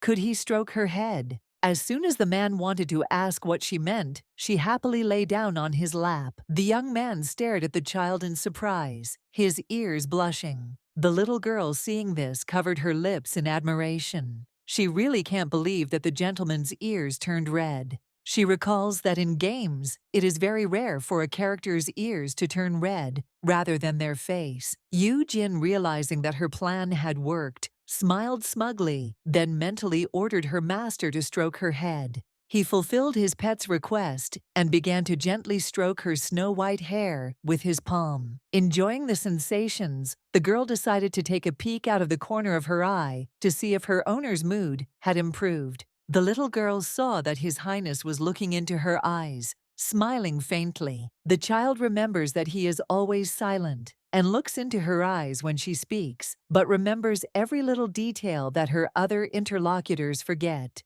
Yu Jin smiled, hoping that the prince would have a good day like hers. She thought that it would be great if she could support the prince when he had difficulties. Several days passed, and the heroine, carefreely admiring the window, thinks that she no longer knows how much time has passed since Harton left.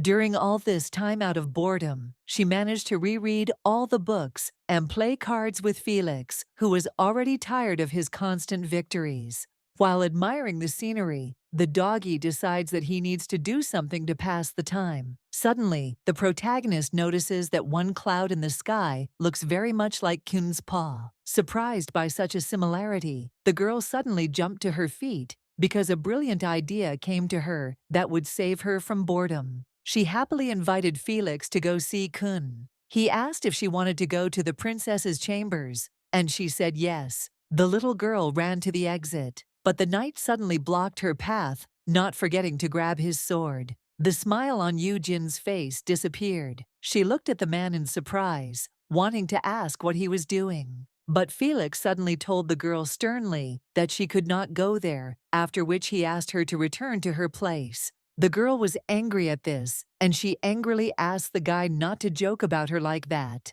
He replied that he was not joking, but simply fulfilling his task. The guard explained to the lady that since she was a pet, she should remain in the palace and live like a pet. The little girl looked at the knight in bewilderment because she thought that they had become friends. Yu Jin asked if he was giving her orders. Now Felix was taken aback and shuddered at such an unexpected question. The girl furiously asked the guy who he was to tell her what to do, to which he asked her to calm down. Suddenly, a smiling Harton enters the room and asks the young lady how she is doing. But at that very moment, the dog screamed and asked Felix why he was ordering her around if he was not her master. An awkward silence ensued between the two men. The puzzled girl said that she came in to say hello and then would go to report on the completion of the mission, but asked her colleague what happened.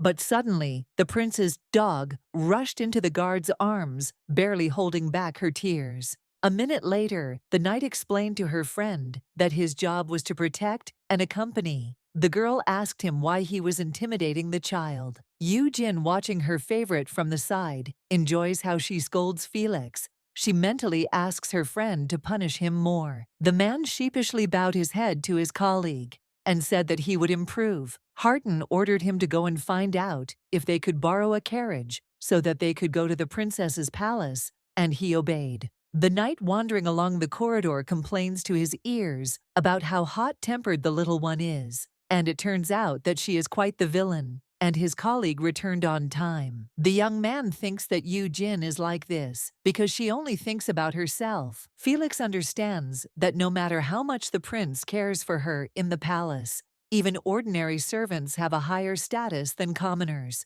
And this child, whose status is that of a slave, behaves as if she is not in any danger even outside the palace. The man reasons that no matter how much he protects her, it is impossible to save her from the wounds that hurtful words can leave.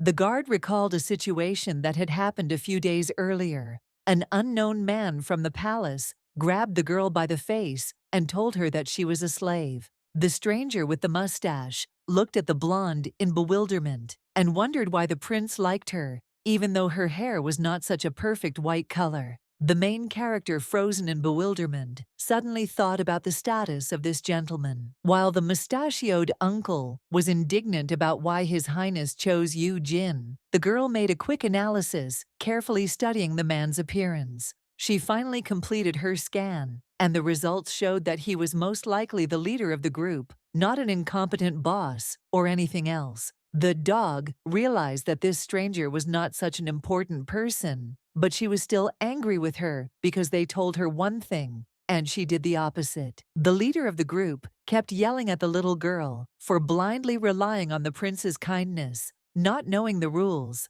and behaving rudely. She just smiled because she understood that she was just a pet. But suddenly, behind the mustachioed man, the girl noticed someone who was heading straight towards them. Because of this, she frantically began to ask the dissatisfied gentleman to stop swearing at her. Suddenly, behind the stranger's back, His Highness's voice was heard, asking what was going on. He turned around in surprise. The mustachioed man screamed in fear when he saw the prince himself in front of him, and the protagonist smiled because she was able to stop him in time. Remembering this, Felix grabbed his head, angry that he dragged Yu Jin to class, and left her for a while, but she managed to get into trouble. The knight understands that if everyone heard what happened to that nobleman, then it is unlikely that something like this will happen again, because the prince ordered to get rid of him. The point is that after that incident, rumors began to spread among the nobles that they should be wary of the slave girl. The guard realizes that this is not very good for Yu Jin. After this, the girl pretends that nothing happened, but he is sure that she is worried. And after these events, the pet ran away to the princess's palace without anyone's help. Felix wonders what would have happened if she had ended up in the emperor's palace by mistake. He would certainly have ordered her to be beheaded. The young man, fearing such an outcome, became convinced that it was indeed dangerous for the little girl to be outside the castle. The knight took on the prince's overprotectiveness. The man, completely confident in himself, heroically raised his hands, deciding that it was too dangerous. The main character, staying in the princess's palace, happily plays with Kun in the garden. She caught the tiger cub in her arms and fell to the ground. With him, Yu Jin happily told the cat that he had grown. A lot became heavy and strong. Rafaela, who was sipping tea at the table next to the girl, told the girl affectionately that her mood seemed to have improved. The child asked Her Highness how she knew. and she replied that everything would become clear by looking at her expression. Doggy first said that it was because she had hugged the tiger cub, but then she came to her senses and corrected herself, saying that she had only imagined that Kun was her friend. The surprised princess asked the little girl not to talk nonsense, because no one would refuse to be friends with a kitty like her. Yujin smiled sheepishly and thought, what a kind lady. Rafaela asked the blonde to tell her more about what happened. In a few minutes, the heroine told the girl what had happened to her, and that she had come to her after Felix saw that she was sad. But Her Highness suddenly asked in a stern voice who dared to offend her cat, saying that this night was simply unbearable. The lady squeezed the handle of her teacup so hard that it became cracked. Noticing this, the protagonist smiled shyly and shuddered in fear. But then, the princess suddenly tells the little lady that she wants to behead her guard. Yujin was taken aback and asked the lady what she was even talking about. But Rafaela laughed and told the girl that she was only joking. And although the imperial law was harsh, she could not behead a man so easily. The lady asked her pet how about sending him to a place from where he would not be able to return. And she, thinking that this was another of her jokes, asked if it would not be better to send him into space. The prince's sister said that they had already had one man who wanted to reach space with gunpowder, but he exploded before reaching the stars. The princess placed the cup of tea on the saucer, thinking that she hoped that Yujin understood that if she wanted this, then they would send the man flying. The young lady doesn't care where, be it a hot desert, a lair of monsters, or an icy wall of death. But then Her Highness's attention was drawn to the girl's question. She asked if she had seen the blue sea flowers that were mentioned in the book The Song of the Blue Sea. Rafaela asked the little girl if she liked the color blue, and she replied that she did, and that she liked sea flowers and water in general. The heroine closed her eyes, thinking how she wanted to swim in the water, and when she worked in an office in her past life, she often went to the pool. But then the princess rose from her chair and told her young companion that she would take her. She asked, perplexed, where? The girl simply looked at the kitty with a smile and extended her hand to her. Rafaela, having come to her brother's office with her little friend, asked him if the road to the lake was finished yet. The prince looked sternly at his sister and asked why she needed to know this. The lady said that the emperor had ordered an artificial lake to be built for his mistress, but because of her objections, a road to the lake near the palace was built instead, and they wanted to get there. The pet happily asked if they could really get there, to which the princess said that if she waited a little, she would send a carriage for you. Suddenly, as soon as the girl exclaimed how wonderful it was, His Highness furiously squeezed the pen in his hand, so much so that it almost cracked. The man is furious that he was the one who was working on the project of the road. That irritates him. But for some reason, Yujin thanks Rafaela and not him. The princess asked the little girl what she would like to do at the lake, and she said that she would really like to swim. The lady agreed, but asked the child to say in advance what she wanted, thinking that they usually went boating or had picnics. But suddenly Michael, shielding his dog with his body, said that nothing was needed and he himself would take care of his pet. The girl irritably asked her brother if he was trying to ruin her plan now. The young heir replied that he was merely preventing dirty hands from taking what belonged to others. A tense silence fell between the people, and the protagonist hid fearfully behind the owner's back. But then the prince turned to the child and, holding out his hand to her, invited her to follow him. Yujin put her hand down with a smile and followed behind the master. The pouting princess, watching the departing couple, said that she would still have a look to see whose hands were clean. The main character, following the prince, blushed because now she felt real relief. Still holding hands with the gentleman, the lady thinks that the reason she was previously disappointed in Felix is because she was accustomed to the peaceful life created by the owner of this hand. Yujin already thought that she had lost faith in humanity because she saw how much filth there can be in society. But after becoming a dog, she regained that faith.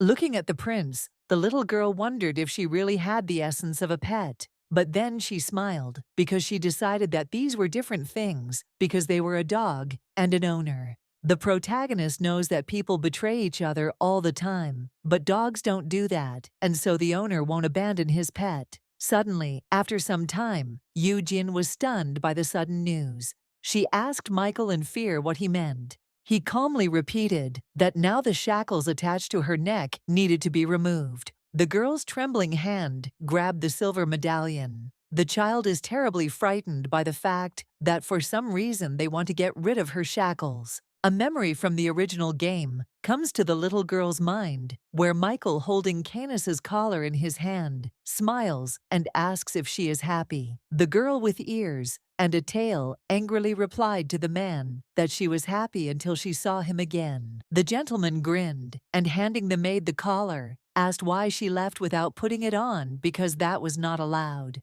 It was a sign that she belonged to him. Bending down to the beast girl, Michael said that he could not scold her, however, because she was too beautiful. Having put shackles around the pet's neck, the man added that she had done nothing wrong. She had just chosen the wrong path. Canis began to be consumed by fear when His Highness suggested that someone useless had confused her, and therefore those who had led her astray needed to be punished. The doors of the room opened, and in the corridor, the girl saw the servants who had been arrested by the knights. The prince tells his pet that they had been sitting idle while she was away. The maid was terrified by this, but the young master leaned towards her ear and said with a smile that they should all be punished for inaction. Canis called out to Michael in fear and frantically began to explain that she had simply made a mistake. The beast girl trembled and cried in fear, and His Highness smiled because his name was now on the lips of his pet. But the master added that he could not leave such useless people near her. After this phrase, the slave saw scarlet splashes of blood. Through this memory, Yoo-jin knows that the owner was possessed, and these shackles are a symbol of this, as well as a sign of ownership. That's why the girl was horrified when Michael asked her to take off her collar, thinking that he no longer needed her. The prince is distracted by something, and the little girl cannot calm her anxiety. She does not understand why this is happening, either because she is not the main character or because this happens before the main story. But then the young gentleman, handing the child a small medallion with a white stone, asked him to take it instead of a collar. The young man explained that it was his sign, and she wouldn't have to work. She just had to wear it so it was visible. The main character realized that she can now go from being a slave to being a servant, but she worries about whether the plot will change and whether they will get rid of her in the future. Michael wanted to touch the pet's shackles to remove them, but she angrily pulled his hand away, shouting that she didn't want to. His Highness's hand hung in the air, and he himself stared at his pet in surprise. The prince tries to tell the child that he just wants a new collar, but the girl repeats that she doesn't want a new one and that she wants to be his doggy. Tears welled up in Eugene's eyes as she shouted to remind the prince that he was the one who brought her here, so he had to take responsibility for her. Blondie lowered her head, thinking how he could do this to her when she had just admitted that she felt safe around him. Suddenly, the main character felt that the owner, slightly embracing her, pressed her to himself. Michael, stroking his pet's head, says that he understands her and asks her not to worry because he will do as she wants. The girl did not answer her master, but only cried, clinging to his chest. The master, not letting go of the girl from his embrace, does not understand what is so special about moving from a slave to a servant. The man smiled and hugged the girl tighter mentally, repeating that Yoo-jin was a puppy that belonged to him. Michael closed his eyes, thinking how stupid his dog was because she didn't know the danger when she was in his arms. After some time, the prince, busy with work, gives the medallion to the butler and says that he no longer needs it. The servant bowed his head and took the jewel. The man was pleased that His Highness was in a good mood. The young gentleman thought about the fact that the dog did not want to take off the necklace, and he needed to make sure that no bad nobles appeared near her. The prince remembered how persistently the girl had told him that she would never leave this place, and that she did not want to become a servant. Suddenly, a sly smile appeared on the man's face, because an interesting thought occurred to him. The next day, the king's son listens to the Lord's report.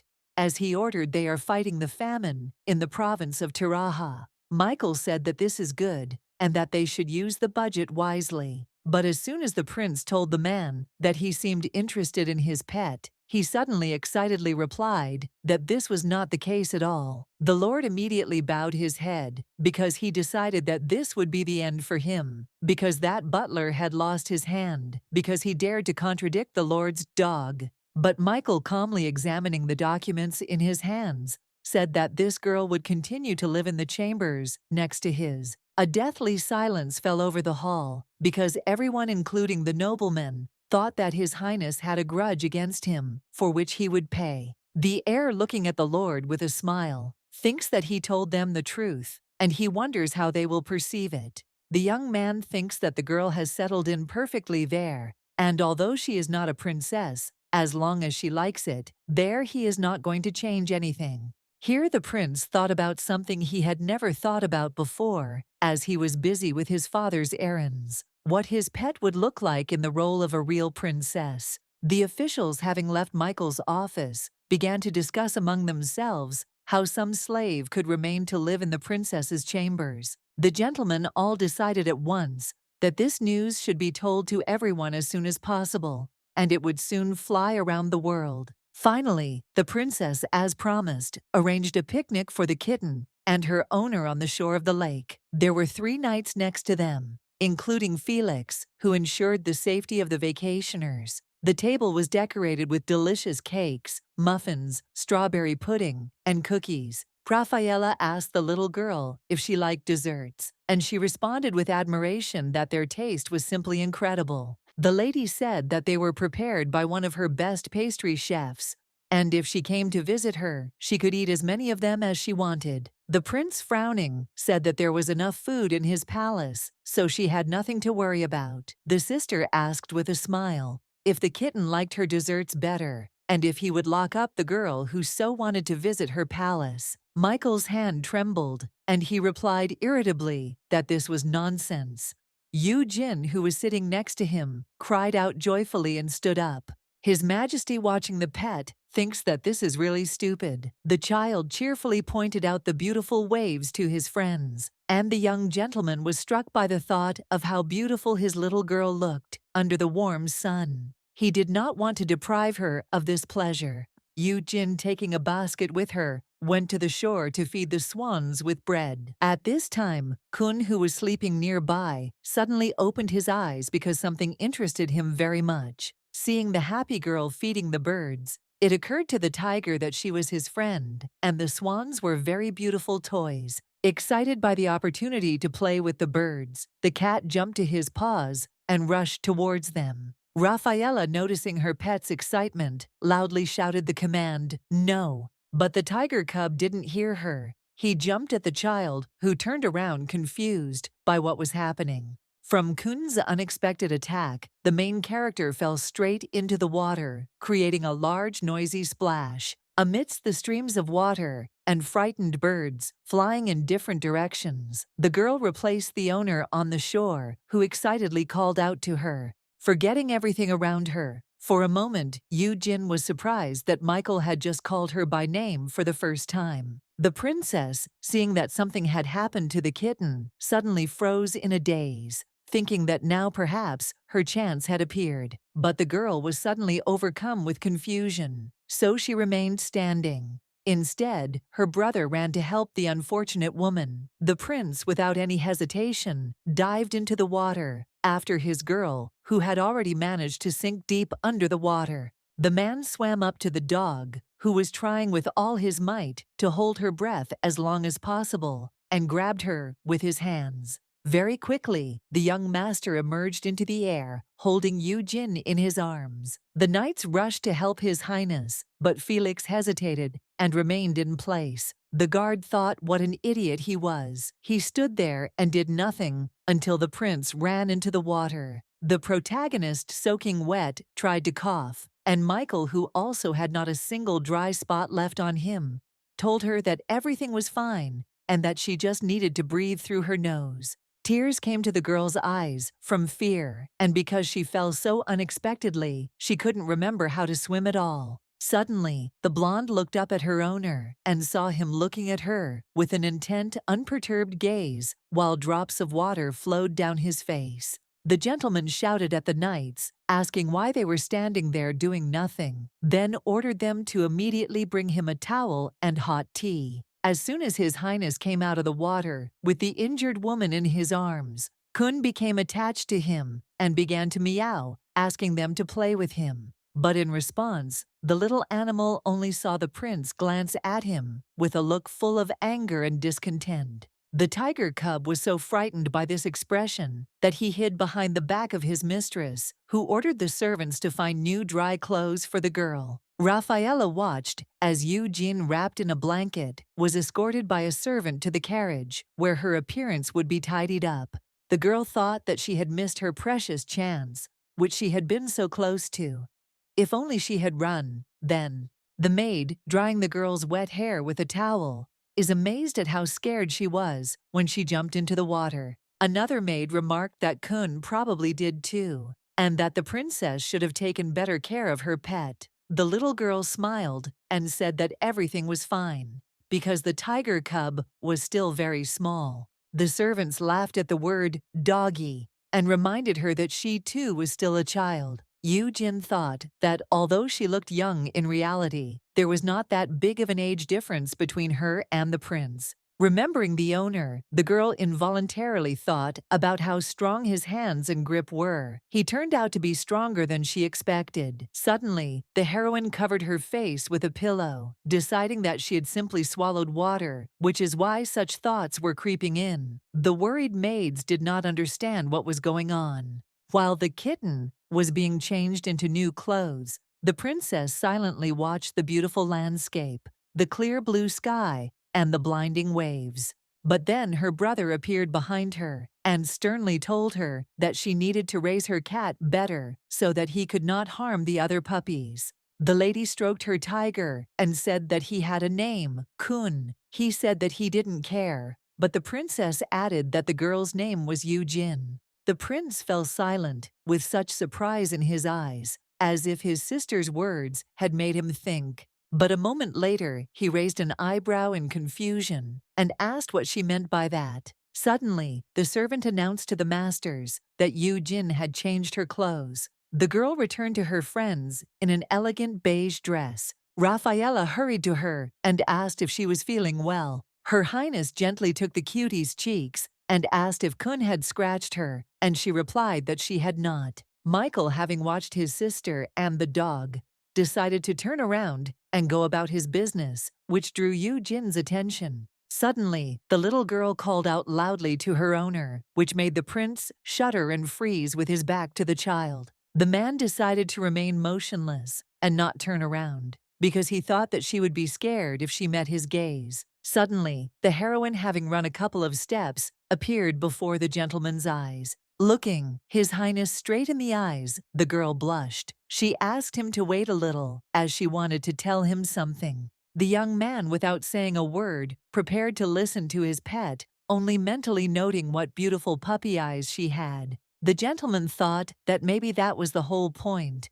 Yu Jin's eyes were like a lake that you wanted to jump into without thinking. Michael realizes that he is a prince, and he jumped into the water instead of the knights. Moreover, she would definitely not have drowned, given the presence of a boat, but his legs carried him to her before he came to his senses. The man has always despised efficiency. He remembers that when he caught the girl in the water, his hands trembled from the warmth of her heat, and he does not understand why. The protagonist at this time, with her hands hidden behind her back, and her gaze embarrassed, wants to say something to the owner, but is too shy. But suddenly, instead of any words, the little girl simply threw herself into the prince's arms. Pressing herself against the young heir's chest, she thanked him with a blush on her cheeks for rushing to her aid. Michael froze for a few moments, staring at the girl with her lips parted. But suddenly, the gentleman's heart began to beat faster,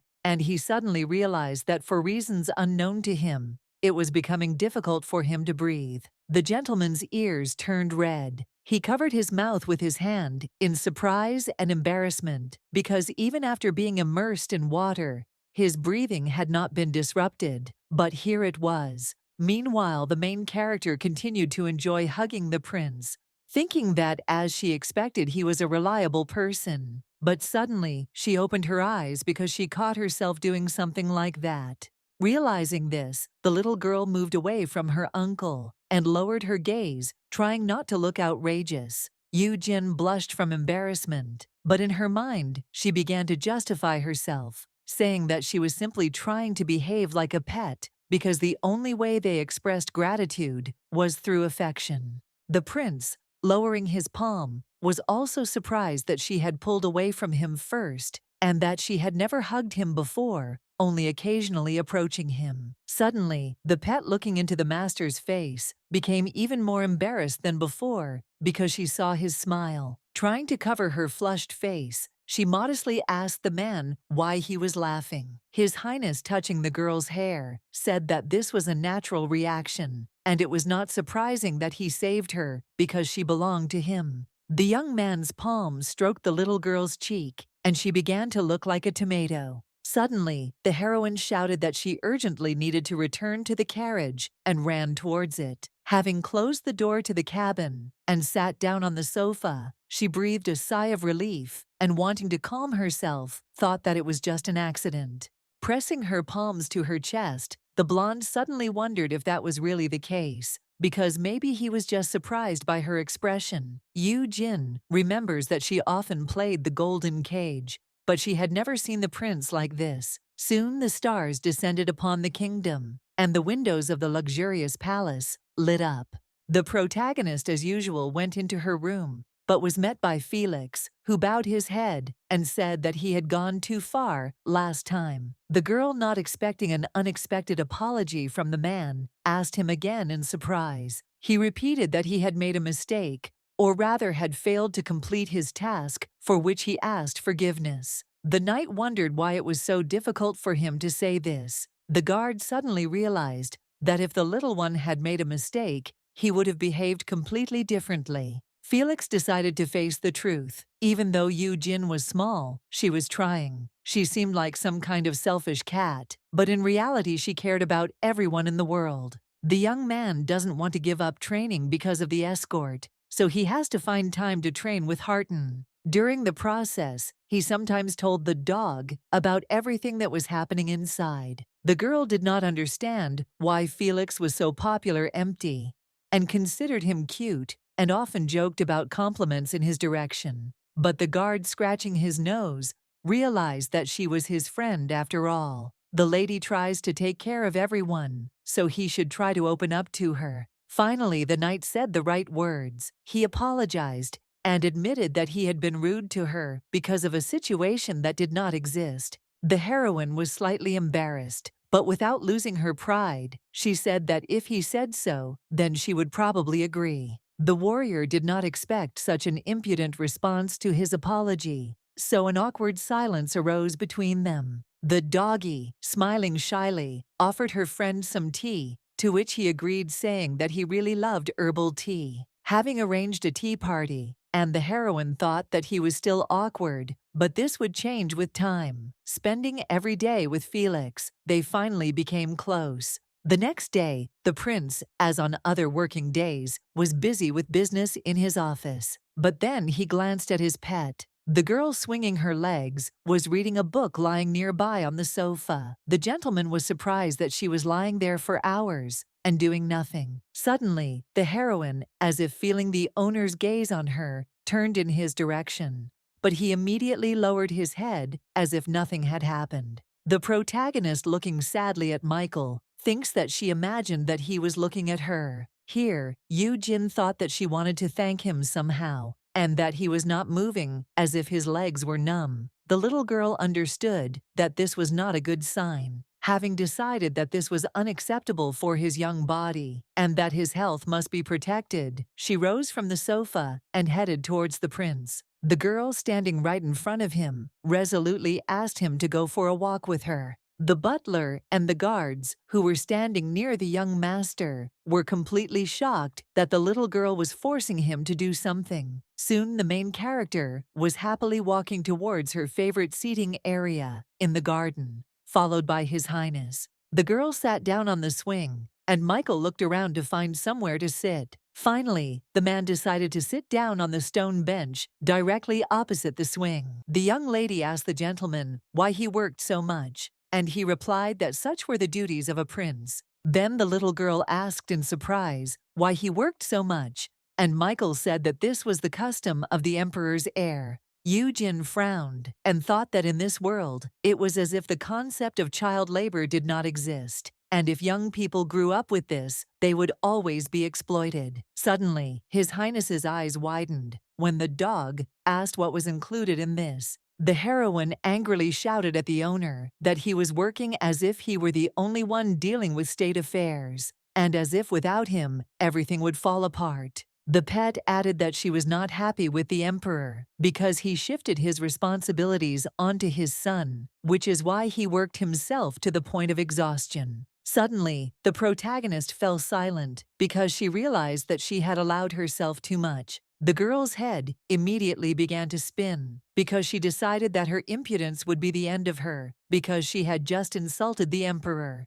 But then the young heir laughed velvetily, and the protagonist jumped up from the swing in surprise and froze. Michael couldn't stop laughing out loud. He was amused by Jin insulting the emperor in front of the prince for overburdening him. Having laughed his fill, the gentleman suddenly thought that he was perhaps glad that he had brought her that day. Looking seriously at the girl, he thought that as for the insults, there would be no problems, since he was the only one who heard it. The man watching the stunned dog thinks that she belongs to him and will always be next to him. The heroine, smiling warmly, thought that she saw how much he had to worry about because of the emperor, and since he had become so cheerful, they wouldn't scold her. The pet understands that the owner thinks about her more than about the ruler or the security of the country. She likes to follow him, and he likes to raise his dog. Some time later, the blonde came into the kitchen and armed herself with an apron and a whisk,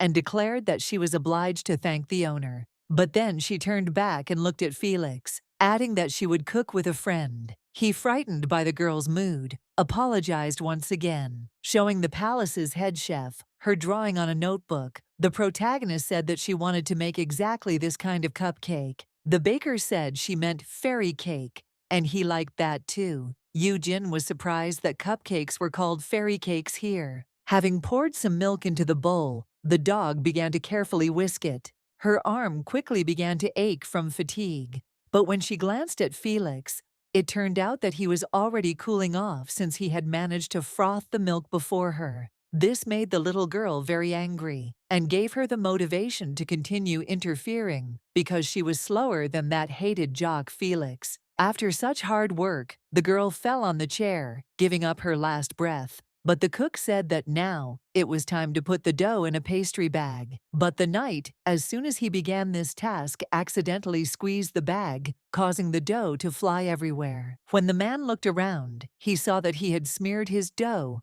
all over the child's face, which embarrassed even the pastry chef. Jin angrily asked her friend if he thought he had gone too far, and he immediately apologized and said he would wipe it all off. Once the dough had been poured into the molds, the chef explained that it now needed to be put in the oven. Then the pastry chef invites the students to begin the icing, and the slave, just smelling its sweet aroma, thought how delicious it was and that the baked goods would taste simply magnificent. But suddenly she came to her senses because she remembered that she was preparing sweets not for herself, but for the owner as a sign of gratitude. The girl thought that she hadn't often seen Michael snacking on anything, but he probably loved sweets since they were always served in such quantities. The young lady, preoccupied with thoughts of how sweet it was that the prince loved sweets, did not at all notice that she had added a whole mountain of sugar to the bowl. The heroine, realizing her mistake, asked the chef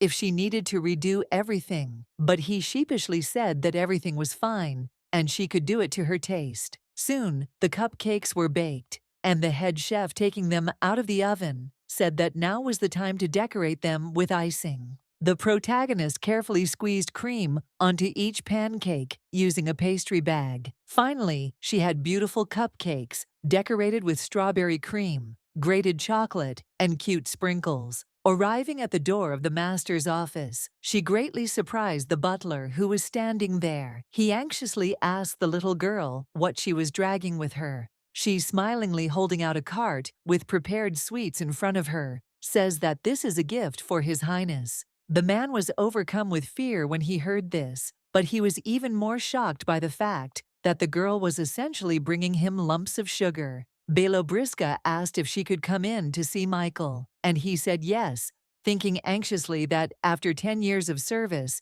it was definitely time for him to leave. The young man was working as usual, but suddenly he heard the door to his office open, and the dog cheerfully calling out to him. The prince saw Eugene smiling happily, pushing a cart with food. But Michael was suddenly insanely angry that the butler had allowed the girl to drag such a heavy cart by herself. The man wondered what he was doing there. However, the gentleman was distracted by the little girl's sudden cry. She told the owner that she had brought him gifts. The young lady blushed and added that this was her way of thanking him for saving her life, for jumping into the lake, and for taking care of her. In the end, the heroine summed up that she thanked him for everything. Michael, looking at the cakes, saw that "thank you" was written on them, syllable by syllable in chocolate. His Highness's ears turned red, and he, admiring the child's creation, said that he had already promised her that he would always protect her because she belonged to him. The protagonist, overcoming her embarrassment, wanted to say something else,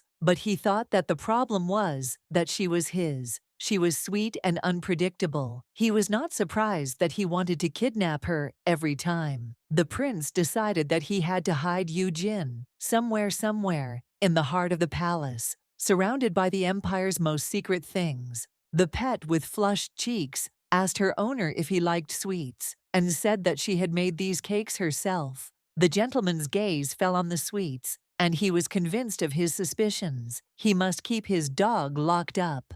The thought that his girlfriend, believing that he liked sweets, had prepared these desserts for him warmed the man's soul. The butler, standing next to the heroine, is alarmed by the fact that the gentleman is looking at the treats. He is sure that the prince does not want to eat them. Deciding that his time had come, the servant carefully pushed the tray away, saying that he would take care of the gift's safety and place them on the table. But the old man quickly realized that he had made a big mistake when the young heir suddenly grabbed his hand. His Highness glared at his subordinate and asked how he dared to do this now. Michael, surprised that the servant dared to reach for his girl's first gift, ordered him not to touch the desserts. The butler immediately pulled away, sweating from the fact that he had almost crossed the line. Having cleared up the misunderstanding that had arisen, the prince armed himself with a fork and tried a piece of cake. The main character watched in fascination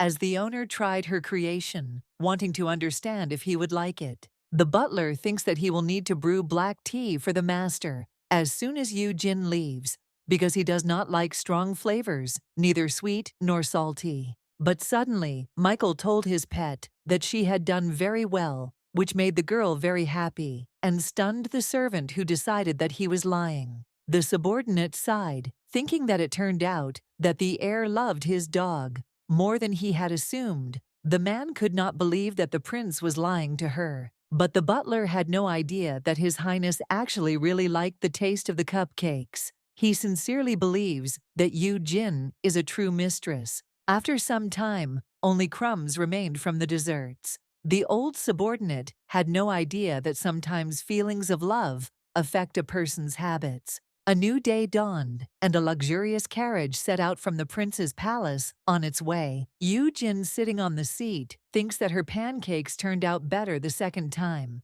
because Rafaela sent her servants to help her. The girl decided that she should thank her, so she went to her. The little girl asked Harton, who was sitting opposite her, if Her Highness would like her treats, and she said with a smile that she certainly would. Felix, who went with them, looked at his colleague in surprise when she told the child that the cupcakes he made were very tasty. The man asked the girl if she really liked his dessert so much, to which she blushing said yes. After that, the knight with a smug smile declared that he had real talent because his cupcakes, which he had prepared for the first time, were so praised. The main character asked her friend not to be arrogant, but he, calling Yu Jin a brat, said that she was simply jealous of him. Felix asked Harton, upset if everything wasn't perfect for him, to which the girl replied with a smile that everything was fine. The security guard wanted to comfort her friend, so she stroked his head like a dog. Realizing that she had allowed herself to go too far, the night girl apologized to the man, but he suddenly shouted in embarrassment that nothing terrible had happened. Felix leaned over to his friend and happily said that she could pet him some more, but she waved her hands shyly and refused. Yu Jin called Felix a fool because he made Harton uncomfortable, which angered the guard. The blonde also asked not to call her little one. The young man asked how he couldn't call a little girl a brat, to which the pet snorted irritably. Looking at her confused friend, the protagonist thought that he was still the little one. He couldn't figure out his feelings like a child. Soon, the little dog's carriage arrived at the princess's palace, where the butler invited them inside. At the castle, the heroine was met by a maid, who bowing told her that the princess would come later when the reception of guests was over. The girl decided to go to a room nearby, while the maid called her guards to follow her. Entering the room, Yu Jin saw a table that was already filled with various delicious sweets, but the baby decided to ignore it because she had just eaten, and in order to eat more, she first needed to empty her stomach.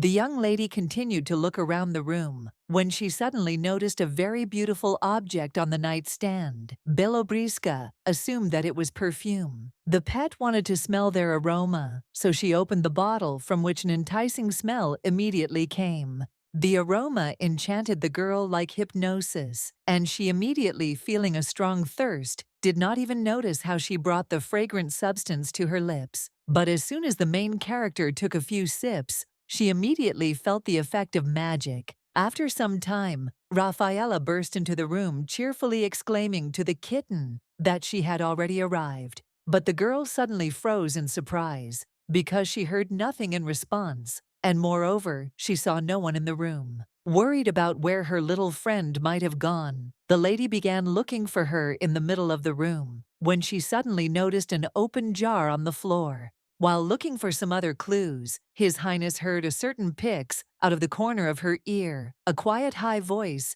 desperately calling her. As soon as Rafaela turned around at the sound, she saw Yu Jin on the nightstand, who had shrunk to the size of a matchbox. Thumbelina with white hair was waving her arms and calling her friend. The writer leaned over to the little girl, and not believing her eyes, asked the girl if it was her. The protagonist, upset with grief, asked how so. The princess, covering her mouth with her hand in admiration, thought that the shrinking potion she had made had worked just fine. She also thought, although she admitted that it was inappropriate how cute and small Yu Jin was, like a fairy. The girl extended her hand to the child and suggested that she first move it somewhere, since it would probably be difficult for her to stand on the pedestal. Rafaela lowered her fingers to the pet, and it carefully climbed onto them. The lady with the kitten in her arms walked around the room, which the main character didn't quite like. The little girl suddenly felt a chilling fear because she was about to fall. The princess's ordinary steps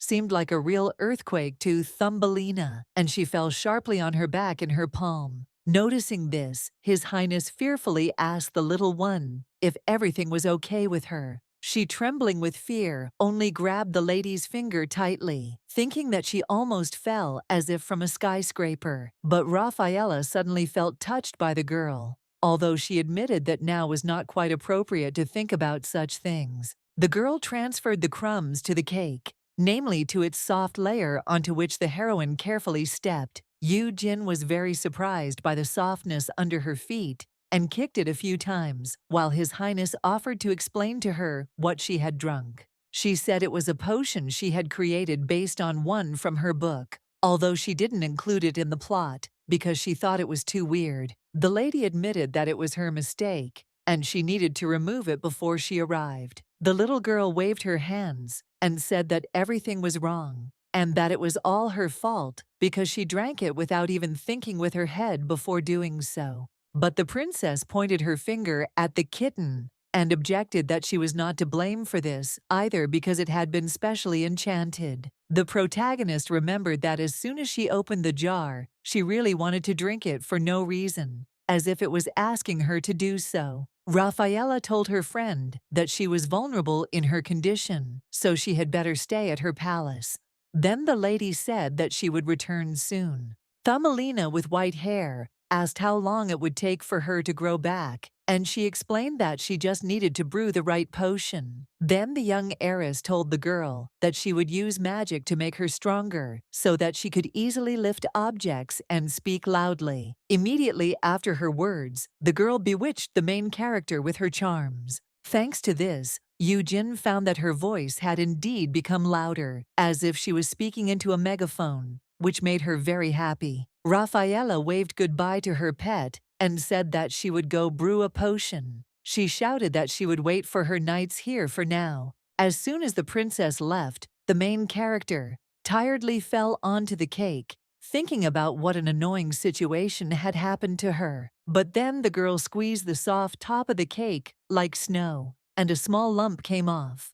The little girl was so amused that she tore out dozens of these lumps, creating a hole under herself, into which she lay down with a smile. Suddenly, the heroine looked to the side and saw a small hole in the wall of the cake. Thumbelina's eyes lit up with a new idea. She came up with a task for herself to get out of prison on her own, like in Shawshank.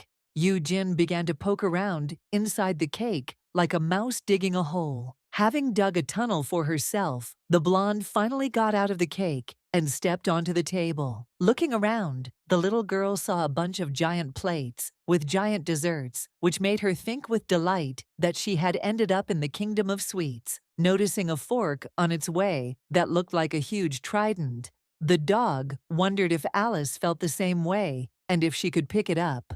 But the little one was able to take the device in her hands without much effort and stick a piece of cake on it because she has the princess's spell, increasing strength. Having enjoyed one dessert, the heroine moved on to another. She happily snacked on strawberries, thinking that this was the biggest berry in her life. Then the girl decided she wanted chocolate pudding, so she boldly cut it in half with a fork.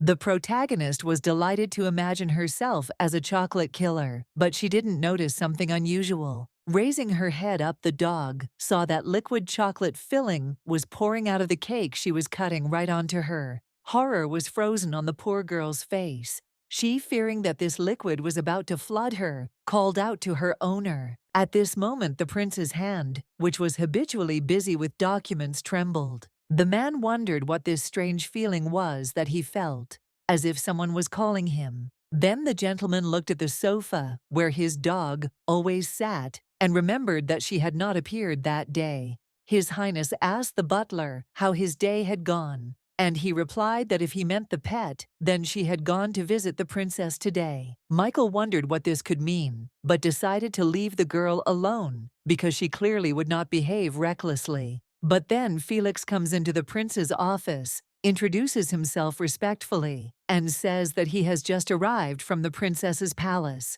As soon as the knight said that Yu Jin would not be returning to the palace today due to an incident, the young master suddenly stood up. The man walked silently past the guard and butler, who were asking him in bewilderment what had happened. The old man asked the prince if he was going to his sister's palace and if he had better prepare a carriage, to which he said that he did not have time. His Highness walked quickly out into the street, where he whistled for his horse. A few moments later, Michael's mare ran up to him, and the man deftly jumped on it. Preparing to set off as quickly as possible, the prince, as if trying to contact Yu Jin with his mind, asked her to wait a little before he saved her. At this moment, the girl rushed away from the hot liquid, which was about to flood her. Suddenly, the little girl saw the hands of the princess in front of her, who came to her aid. The little dog immediately ran towards her with all its might and fell right into Rafaela's palm. The girl looked closely at the baby and asked excitedly if she was okay. She just looked at her with tears in her eyes and thought that she miraculously managed to survive because she was almost drowned in chocolate. Her Highness asked the girl to stay away from desserts because she might drown in their fillings. But then the princess began to think that it was not just about desserts. The kitten could be drenched in hot tea if she accidentally knocked over the cup. Then the lady looked at the plate of jelly and guessed that Yu Jin might get stuck in it and suffocate. The princess realized with horror that this table was simply dessert hell for her little friend. The lady looked at the blonde, trembling with fear, and realized that it was too dangerous for her here and that a suitable place had to be found for her. But suddenly the girl had an idea that she decided to bring to life. The princess brought Yu Jin to her room, where she showed her a toy replica of her palace that she had been given as a child. The main character entered the palace through a small door and was surprised that it really was like a smaller version of it, with a bunch of small details. Rafaela opened the roof of the house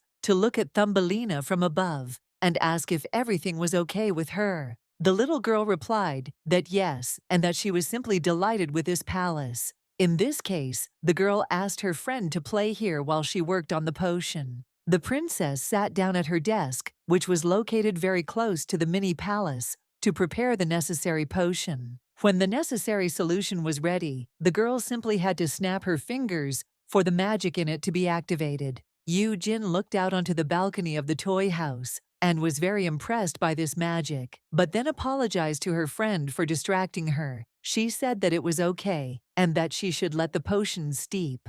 The heroine nodded and told Rafaela that she had never seen her prepare magical liquids before, then asked if it was possible to learn magic. She, taking off her work glasses, said that for this you need to have the makings. Her Highness showed a small glass ball and said that it could tell the purity and quantity of magic. She asked Yu Jin to check it. The dog put both hands on the ball, which was huge for her. The princess explained that she should imagine that she was giving away her energy. The girl tried her best to do what she was told, but she couldn't do it. Raphael advised her to concentrate on her palms. In the end, Eugene couldn't do anything and just dropped her hands tiredly. The princess, seeing the sadness of the kitten, threw the ball out of her hands and exclaimed that there are not so many people in the world who have a predisposition for magic. The girl suggested that the baby take something else instead, when suddenly she noticed that the magic ball she threw began to emit light.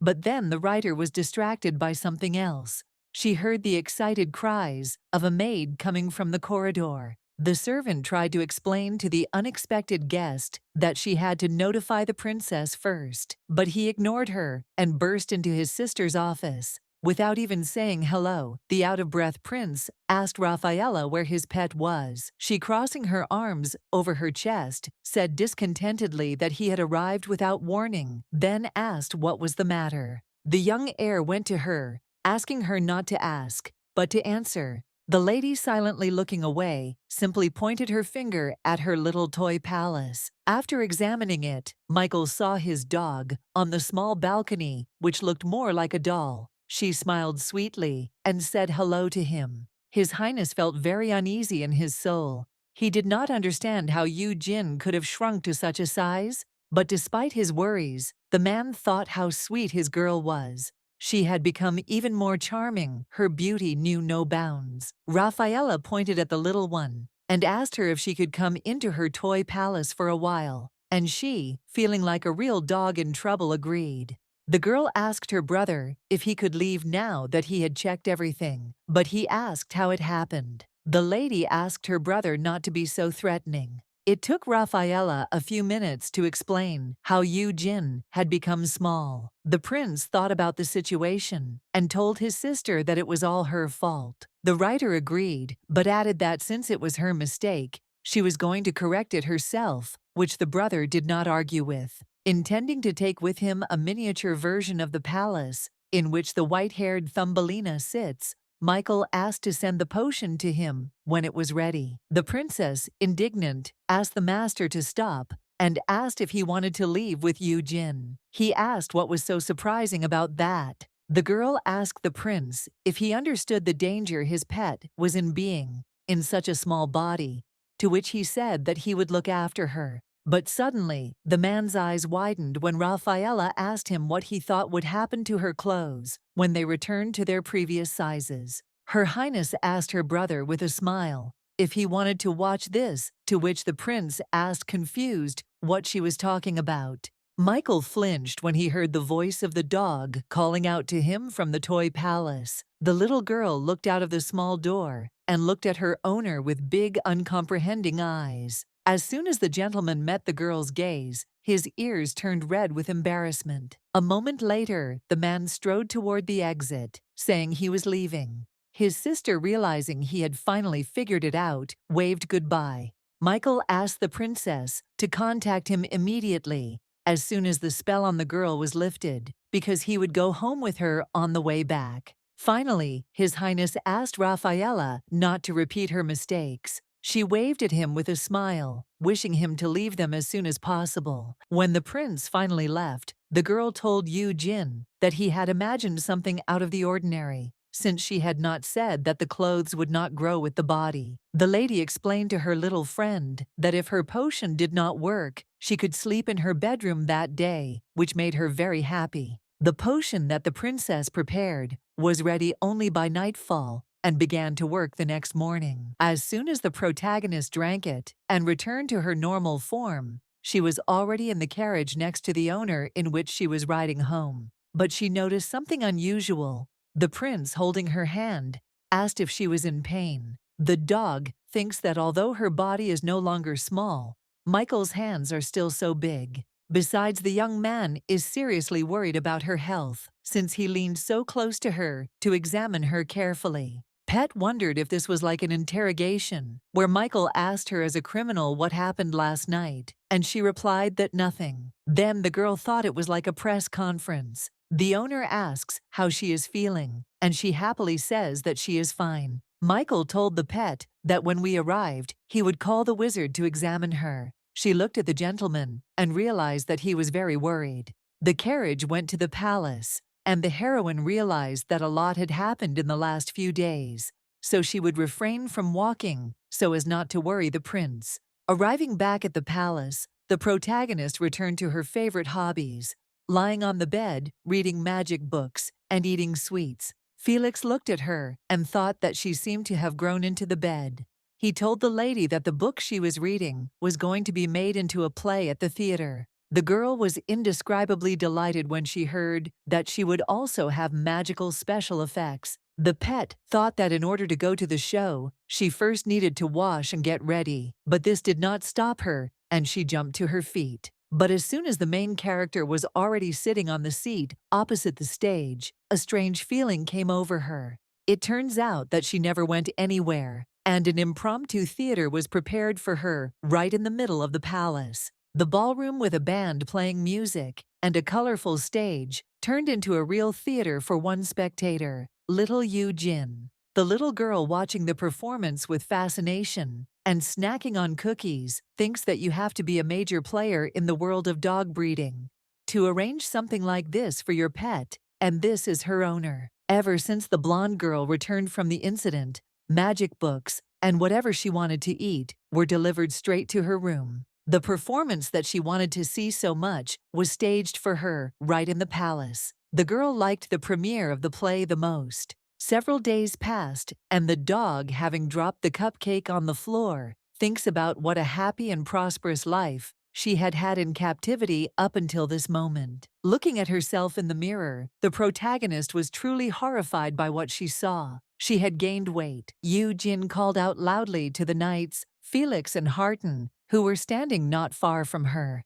The little one came up to them and asked excitedly if something had changed in her. The man asked what was the matter, and the girl said that she was as sweet as ever. The pet thanked them, but her anxiety did not subside. She could not believe that they were saying this. The lady thought that they could not see beyond their sword. When she came to visit Rafaela, the girl asked her if she had gained weight, to which she replied that she was still as cute as a kitten. The little girl thanked him again for the compliment, but thought it was strange, as if the people around her were too kind to her. Finally, the child visited the owner's office, where she asked him if she had gained weight. Michael stared at the dog in silence for a while, but then modestly said that he liked the way it looked. The master's answer completely confused Yu Jin. All the people in the palace, including the prince, were too kind to her. However, the main character thought that, although the fatter the pets, the cuter, but since it turned out that way, then it was necessary to check.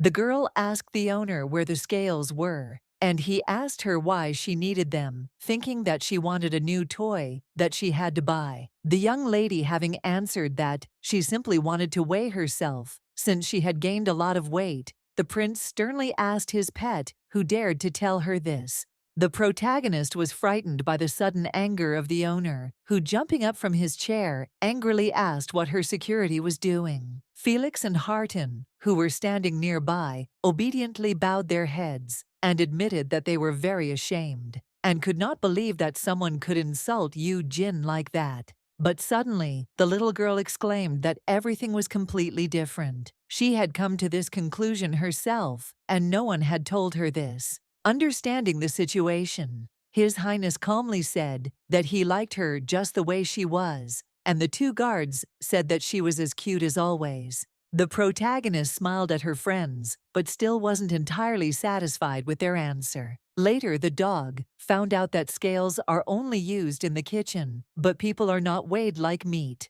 The girl exhaled sadly, wondering if she should deny that everyone thought she was cute. But still happily plopping down on the bed, she decided that she was beautiful, regardless of whether she was fat or not. Having decided that now that the problem was solved, she could lie around. But then thoughts returned to her about how heavy she was and how she had lost muscle mass. Belobriska thought that she needed to increase her endurance and that the exercise would be good for her. Remembering that for a pet to live a healthy life, it needs to be walked, Yu Jin went for a walk. The child decided to spend time not alone, but with Kun.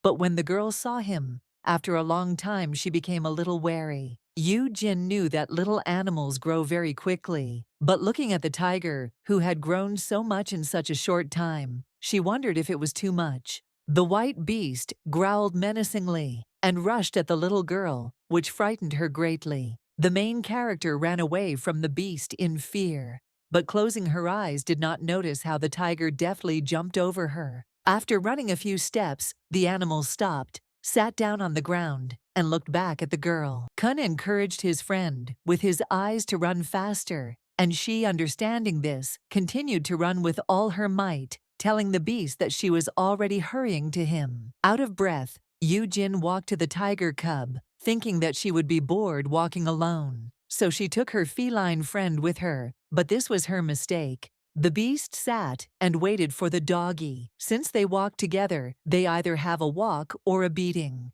Thanks to Kun, the heroine is active in terms of physical exercise, but now she does not know how to get rid of him. As soon as the protagonist caught up with her furry friend, he immediately rushed on. The girl watched him silently, thinking that it was easier for her to run today. Continuing to follow the tiger, she came to the lake.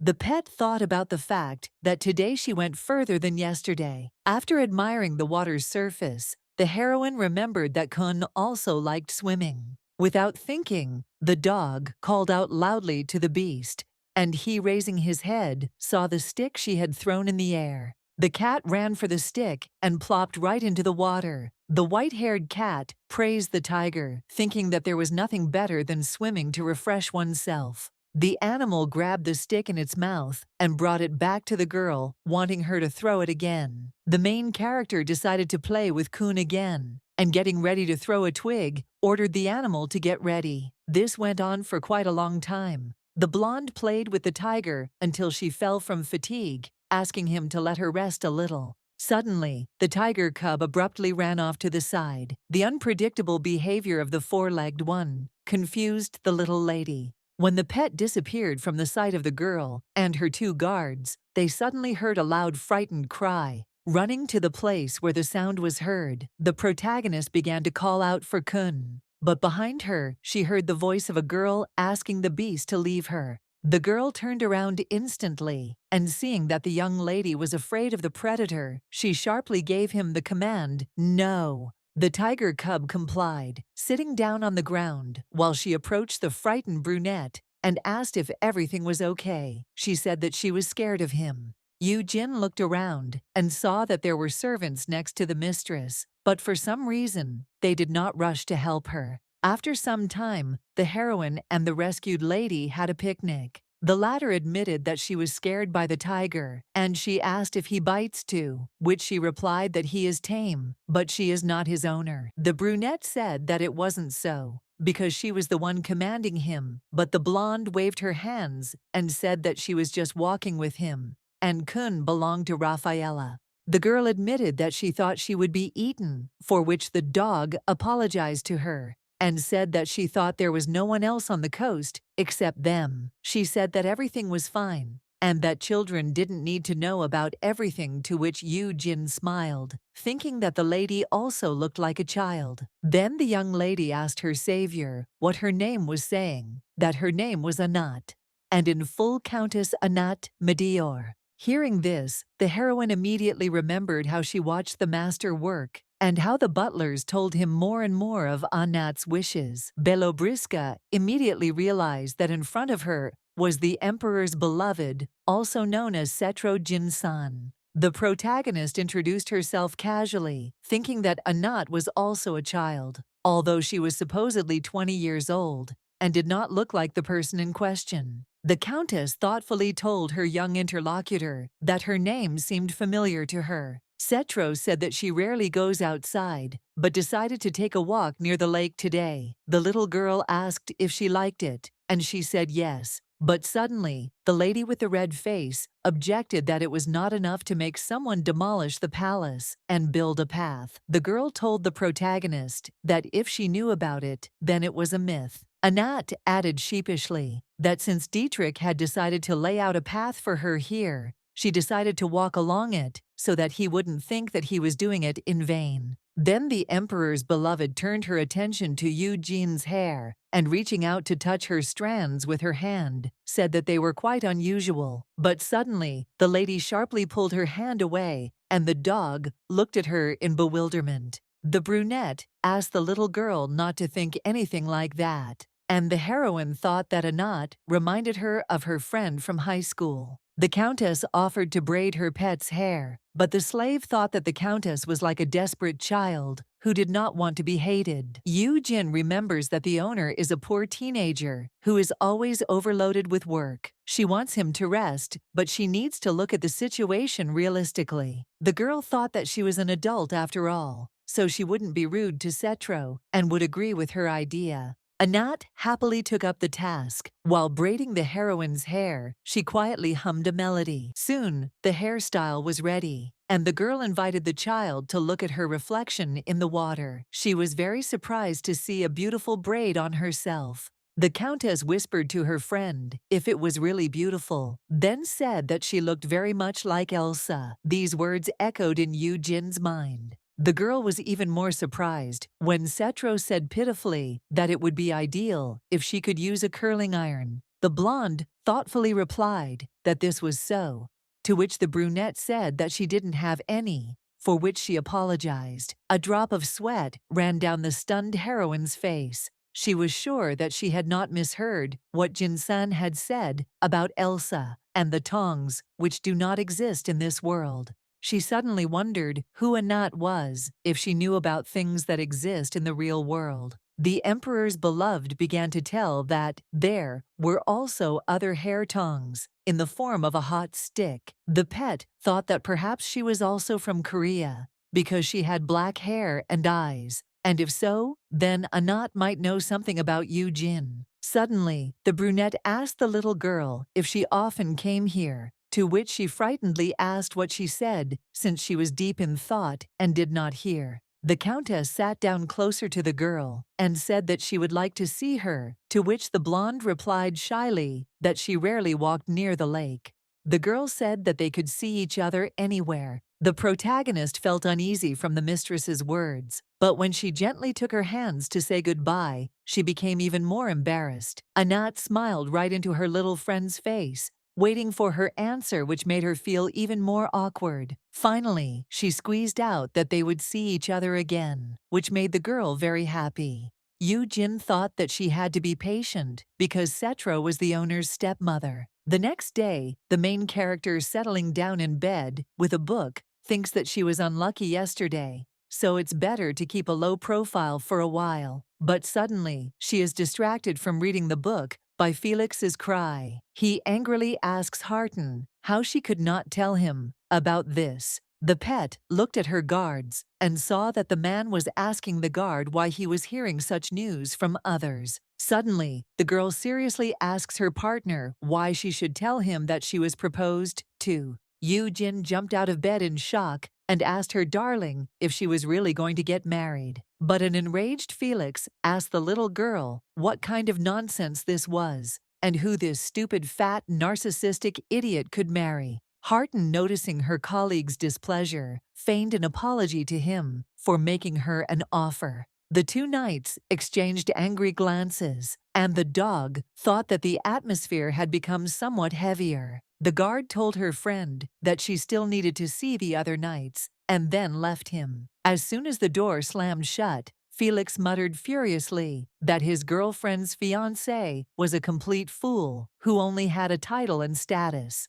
The main character, sitting on the bed, was embarrassed, thinking that in essence, any family is insignificant when compared to the emperor. The man angrily declared that the groom was not even good enough to be called an imperial knight, and that he looked like a shaggy pony. But the little girl said that this was not true, and not many people were lucky with their looks. Felix, in a fit of rage, wanted to add something else, but he fell silent in disappointment. His silence and sadness spoke for themselves. The pet looked at her friend in surprise and noticed that his eyes were red. Some time later, having arranged a tea party with sweets, the heroine, after a conversation with the knight, summed up that the descendant of a noble family made Harton an offer. Felix grumbled that the groom was not a descendant of such a noble family, to which Jin told her friend that he just thought so. Belobriska looked away, thinking that this looked very much like a marriage contract. The marriage of Harton, a commoner who has achieved rank but not recognition in aristocratic society, and a family that needs a connection to the palace. The security guard irritably asked his friend if she knew that his future bride had been ugly as a child and was shorter than him even in heels. But as soon as the little girl asked Felix if he had feelings for Harton, he immediately blushed and asked in fear what she was talking about. The guy sheepishly asked the little girl not to say such a thing because she was not noticing what she wanted, but the girl already knew that her guesses were correct. Belobriska asked her friend if he needed help in terms of love, to which the man mockingly turned away and asked why. However, coughing delicately, Felix asked what kind of help she wanted to offer him. But then, Jin disappointedly asked her friend to stop this, because it seemed as if Harton had done something bad. The knight, thinking that she meant that there was something wrong with him, began to prove how cute he was, but the little girl covered her ears with her hands. The doggy thought that she still didn't want to give Felix hope, although she had noticed more than once how Harton looked at him with interest. Sometime later, the pet, sipping tea by the window, asked Harton what vacation she was talking about. She said that she needed it for personal reasons. The girl apologized to the child for the fact that she had just returned from a trip and was already leaving somewhere. The little girl said that she understood everything, after which the girl knight hurried away, but Felix watched her with a close gaze. When his friend left, a slight blush appeared on the man's saddened face. Several days passed, and the main character, who was reading a book on the bed, asked the security guard in surprise if he was also going on vacation. He smiled and said that it was so, after which he introduced the dog to her new guard for the time that he and Harton would be absent. Still, the blonde allowed Felix to leave, although she herself could not keep her mouth closed from shock.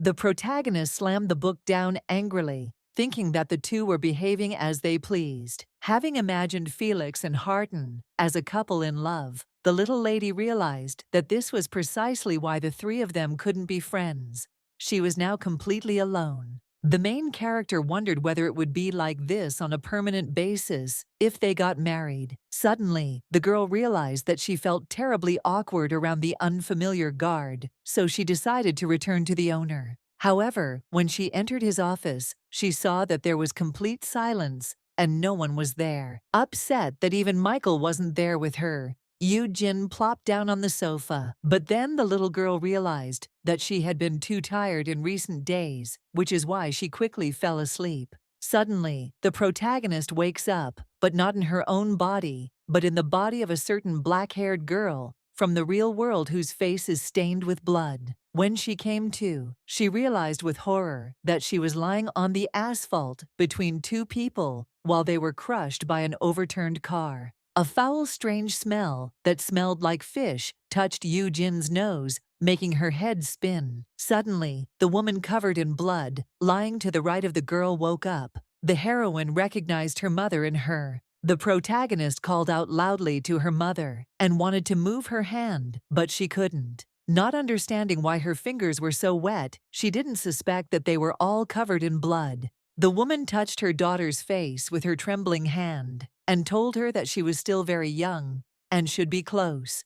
Tears welled up in Yoo-jin's eyes as she asked her mother to wait a little while until the rescuers arrived, assuring her that their government employees worked quickly. At the same time, the main character ordered herself to come to her senses. Having tried to move her shoulder, she realized that she could not move her arms and legs. Suddenly, the girl's father, who was lying to her left, spoke to her. Coughing up blood, he asked the child for forgiveness. She asked him not to worry so much. The father, overcoming the pain in his whole body, tells his princess that she was incredibly beautiful when he first held her in his arms. The man confessed to his daughter that he would really like to make her happy for the rest of her life, but he could not protect her, for which he asks her forgiveness.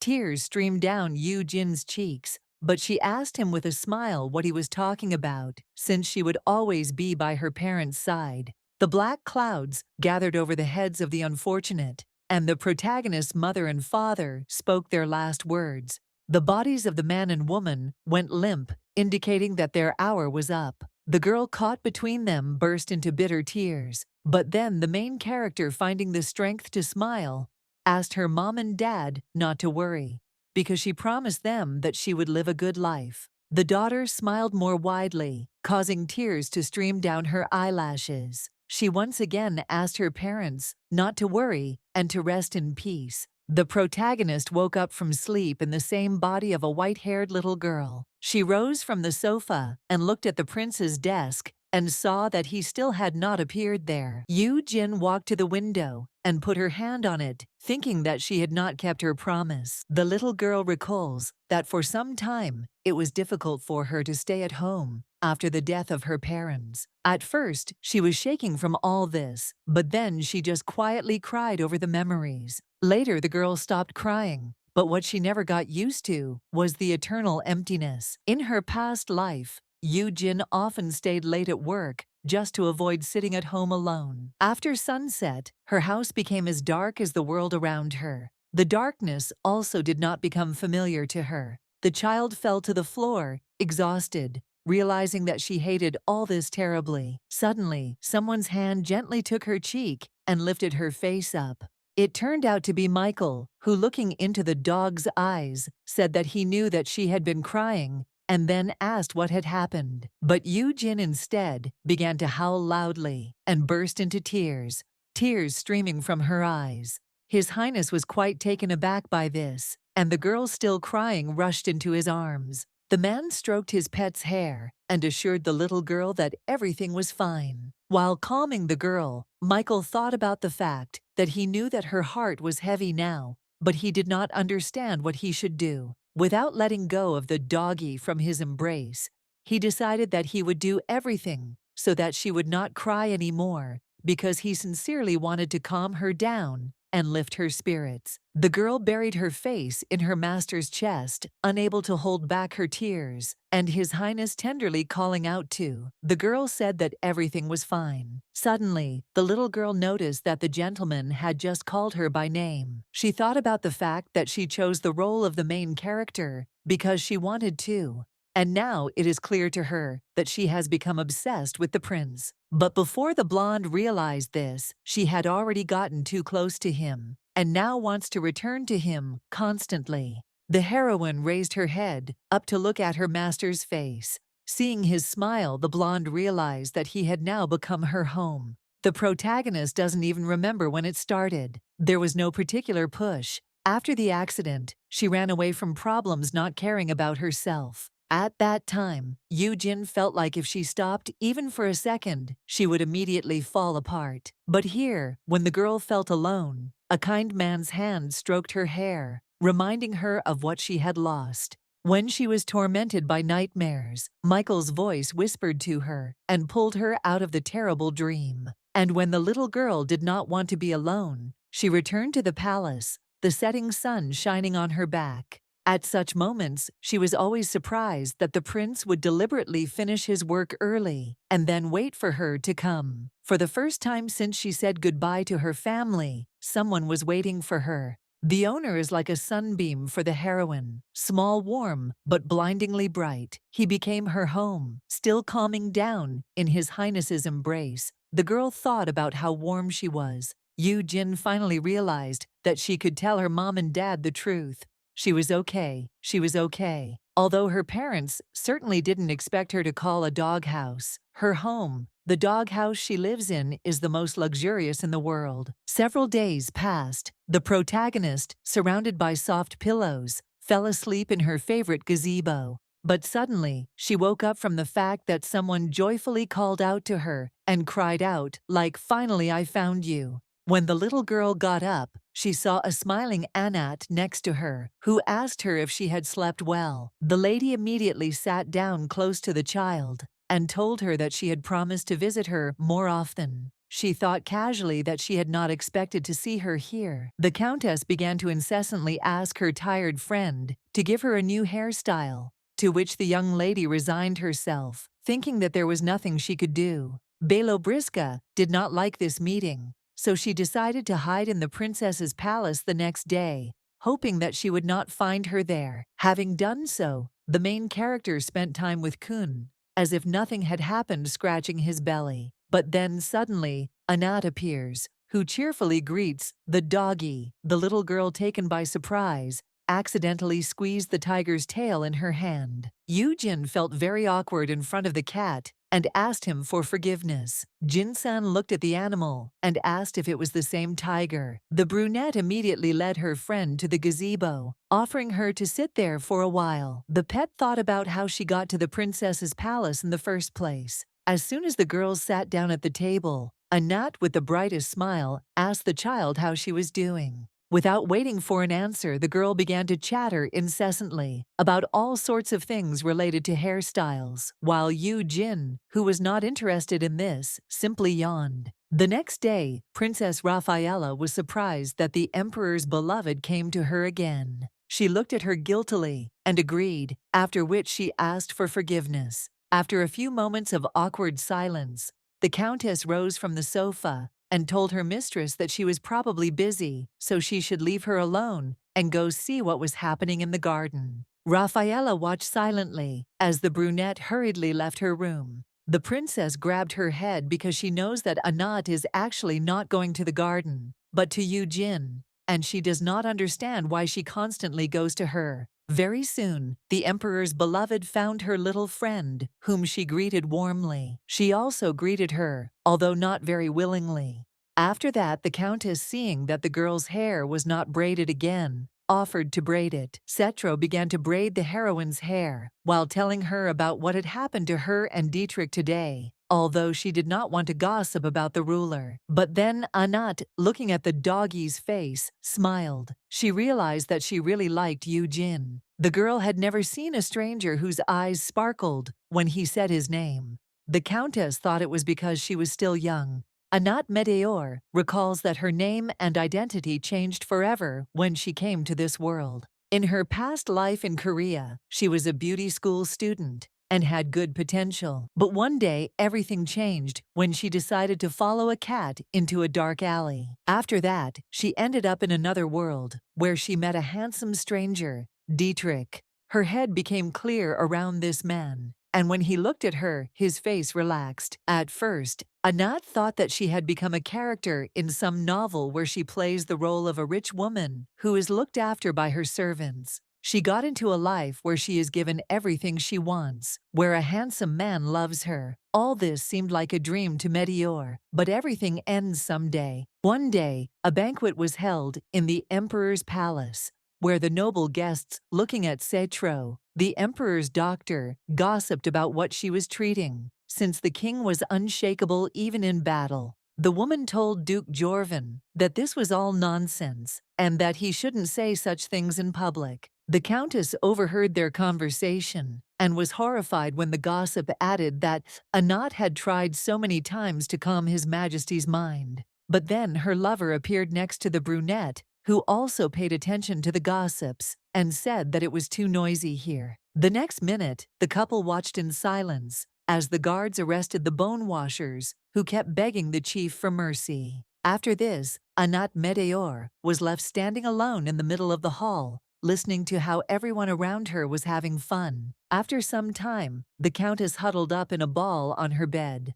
Out of sadness, began to think that she was bored and wanted to make a friend. The emperor sat down next to her and asked how he was, to which she replied that he was always busy and did not always answer her, but she needed communication. Dietrich looked closely at his concubine and thought of a way he could solve this problem. The next day, Anat was given tea in the company of two ladies who smilingly bombarded her with questions. The lady drank tea in silence, thinking that these girlfriends had artificial smiles and soulless words. After some time, Meteor, looking at the dress, asked the seamstress if this was the latest fashion, hinting that the sleeves were very strange. The girl sheepishly told the lady that now that she had noticed it, she too felt that it was too much. It later emerged that the seamstress came from a family that had made a fortune in fashion trends. The countess's eyes filled with tears because she felt she was only making things worse. She didn't understand who was making people around her smile. Then she realized that everything was fine, and she didn't need friends because she had Dietrich, the most handsome man in the world, a man in power who loved her. Suddenly, one day, the emperor threw a plate of food on the floor, causing it to shatter into a pile of pieces. Anat, who was sleeping on a bed nearby, jumped up and asked what was happening. She saw her beloved pointing his sword at the maid. His Majesty, without removing his sword from the servant, explained that she had brought food that he did not like, so he was going to punish her. But the brunette suddenly asked, stunned, who even treated their subordinates like that. Immediately after these words from his beloved, Dietrich dropped the sword on the floor, asking her for forgiveness. He hugged the girl and said that she seemed to be in a bad mood since the morning, and Anat thought that she would feel guilty if it happened again because she wanted to be friends with that servant. The emperor asked his concubine what he could do to make her feel better, but she thought that she could not be angry with her beloved because he was her only one. The gentleman, looking at his beloved, thought that she was his little angel, and everything was clear at first glance. He understood who she was for him. The voices of ghosts followed Dietrich since childhood, when he began to participate in battles. But they all fell silent in an instant as soon as he touched the stranger with black hair and strange, seemingly out-of-this-world clothes. One day, the emperor joyfully burst into his beloved's room and said that he would arrange for her the most magnificent accession ceremony on the continent. But suddenly, the girl, trembling all over, asked if those rumors were true. His Majesty calmly asked the lady what she meant by rumors. She said excitedly that she didn't know that he was married, and that he had another woman, and besides, the empress had died very suddenly. The concubine was surprised when the man said that she should not be bothered by such conversations, after which he asked her to choose jewelry for the ceremony. Later, when the couple went to bed, Anat could not fall asleep because she was tormented by nightmares. The spirit of the empress, a woman with snow-white hair and black eyes, appeared to her and said that she would take her with her. From such a terrible dream, Meteor woke up screaming wet with sweat and tears. Exhausted with sadness, she curled up in bed, realizing that she wanted to leave to be next to her mother again. Sometime later, the girl dared to tell her lover that she wanted to go home and wanted him to help her with this. But he suddenly asked the Countess in a stern voice whether she dared to leave him, to which she fearfully replied that she had not. Dietrich asked his mistress what she was missing, since he could give her everything she wanted, then asked if she loved him at all. Anat told the king that she loved him, but she wanted to go home because she missed her mom and dad. That same day, the girl was locked in a room completely alone, without the possibility of seeing anyone except Dietrich. But sometime later, the emperor burst into her room and called out to her in fear. The man saw a terrible picture. The brunette holding a knife to her throat, asked if he loved her, then asked to let her leave if so. After this, the girl who had lost consciousness was laid on the bed with a bandaged neck. His Majesty silently watched his sleeping beloved, and the wizard who stood nearby said that he had cast a spell on her as he had ordered. He thought about how magic was still convenient.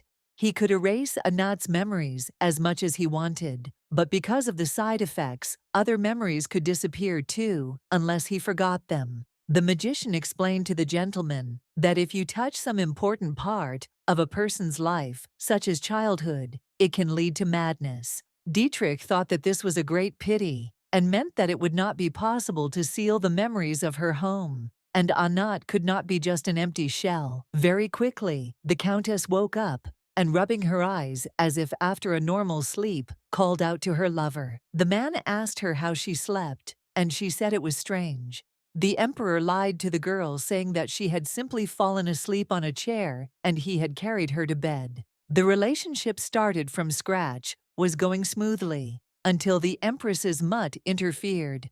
The man attacked Meteor with a sword and shouted that she was a witch. But before the attacker could do anything, Dietrich instantly covered the concubine with his body. Several guards attacked the man with the sword and detained him. Suddenly, Dietrich, deciding to turn around to look at his beloved, saw that she was lying on the ground unconscious. When the unfortunate woman was in bed, the ruler asked the magician if it seemed to him that her memory was returning, to which he replied that it was. Immediately after these words, His Majesty silently gave a sign to the guard, who was standing near the door, and he began to carry out the order. One swing of the sword, and the wizard fell to the floor, a large scarlet puddle forming beneath him. Dietrich coldly ordered his servants to find him another magician who would be more competent. When the brunette recovered from her fainting spell, the emperor invited her into the gazebo, after which he served her a cup of tea, asking her to drink it. The unsuspecting girl asked if he would also drink and why he had ordered the butler to leave if she did not want to sit alone. The man sitting opposite silently watched as his beloved tried his cup of tea. But suddenly, at the same moment, after Anat tried the decoction, her gaze changed from cheerful to cold and unfeeling. The lady asked her lover what she had just been doing, and he replied that she had been drinking the tea he had brought her. The emperor thought with a smile that the side effects of magic were more useful than memory magic itself. Meteor forgot everything except the important. The man is terribly fond of the fact that his concubine can forget everything except him, her angel. Some time passed, and Cetro, sitting on the bed with an empty look, thinks about why everything has been like a fog for her these last few days. But looking at the maid next to her, who was bent over a broken breakfast plate, she realized that she remembered her. The Countess helped the servant to stand up, telling Dietrich that he was too cruel to people. After all, it was just breakfast. He, having decided to brew tea for the concubine again, thought that she was worried about something she couldn't even remember. The emperor, handing his mistress a cup of tea, apologized to her for disturbing her that morning, and then asked her to drink the drink. But as soon as the lady took a couple of sips, it happened again. Her eyes dimmed, as if she had forgotten who she was, However, the sudden voice of her lover who called out to her made the girl come to her senses. His Majesty wished his concubine good morning, and the confused Anat asked when she had managed to get up and whether she had gotten up. Meteor took a couple of steps, but noticing a servant behind her, she turned around and looked at her. She, catching the lady's gaze, burst into sweat and trembled with fear. Suddenly, Cetro asked the servant she had been with just 2 seconds ago who she was. The maid did not have time to answer, continuing to shake. Dietrich asked his beloved to sit down for a while, and she agreed. As soon as the maid managed to find herself outside the room, she still could not calm her ragged breathing. The young girl is horrified and does not understand how she managed to survive after this. She remembers that the head maid's words are true.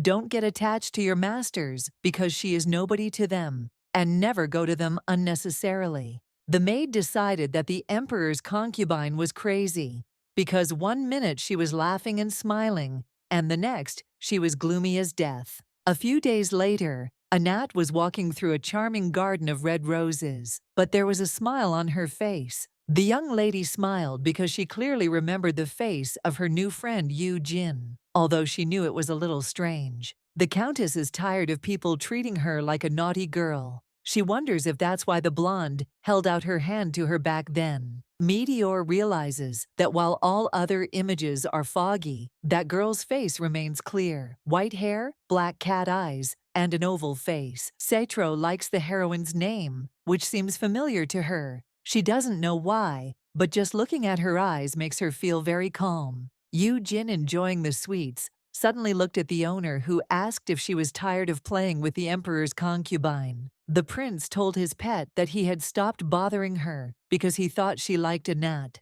She thought angrily that she was not playing, but having fun with her. His Highness, with a smile, reminded the little girl that if she didn't like her, he would make sure that she couldn't set foot in their palace. The pet remembered a conversation with Meteor, where the latter says that she likes being with her and that she has few people with whom she can talk like that. The little dog thought about how she couldn't leave the countess alone because she was like a little one to her who needed to be taken care of, and she thought it was cute. Finally, the blonde told the owner that everything was fine, and he didn't need to interfere. He smiled and agreed with her, thinking that he had expected a completely different answer from her. He asked her to let him know if she changed her mind. The next day, Anat came to her friend's palace again, and throwing a pillow on the bench of the gazebo, invited Yu Jin to lie down on it. She did this after which His Majesty's concubine asked her to relax her neck. The brunette began to massage the doggy's head, and she mentally noted that she was very pleased. Meteor, seeing how the little girl was enjoying her massage, laughed and said that she was doing well, then advised the girl to get some sleep. Anat continued to rub the child's temples quietly, humming her favorite song. The main character, hearing the countess sing, immediately remembered this melody and decided to sing it with her friend. But suddenly the girl's singing stopped. When Yu Jin opened her eyes in confusion, she saw a terrible shadow looming over her. The protagonist looked at Anat, who was surprised that she also knew this song, although it does not exist in this world. Frightened by the concubine's gloomy face, the blonde jumped up and began to deny everything, thinking that it was some kind of mistake. But the emperor's beloved, coming close to the girl's face, asked if she understood correctly that they came from the same place. Not only did these words of the lady make Yu Jin surprised, but also the way the brunette reacted to it. The little girl saw that tears were streaming down Cetro's doll-like face. Without wasting a moment, the king's concubine threw herself into the arms of the dog.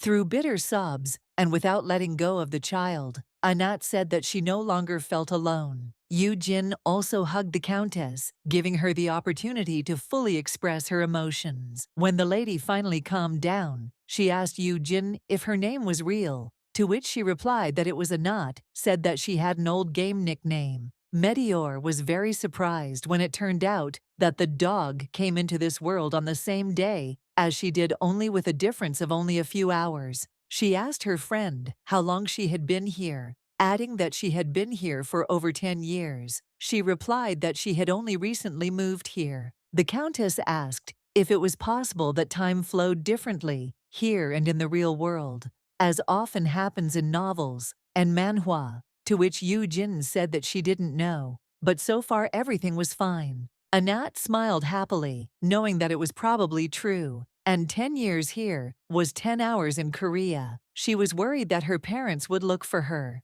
but suddenly the girl asked her friend how she ended up in this world. Yu Jin briefly told the story of how she was walking after work at the company and was hit by a car while crossing the road without paying attention. The brunette told the blonde that it must have been very painful for her, to which she replied that fortunately she didn't remember anything, then asked what about her. The girl admitted that she had simply followed the cat. Yu Jin was surprised by this and asked if she had logged into the game. The Countess asked what other game she was talking about, to which the little girl said that in this game she had a strange nickname that she did not remember. The lady said that she uses the same nickname in many places. Belobriska asked if she wasn't called Anat in the golden cage. But then Meteor asked what the golden cage was, to which the pet excitedly said that they were playing this game now. Cetro was very surprised when the dog explained that she had an accident right after she received the notification from the game and woke up here. The girl asked if there was any event in the game before she followed the cat. However, Anat looked at the child with a menacing look and asked if this meant that they had entered the game world and that she had entered through the golden cage. The girl grabbed Yu Jin's arms painfully and angrily asked her if there was a way to get out of here because that's how games exist.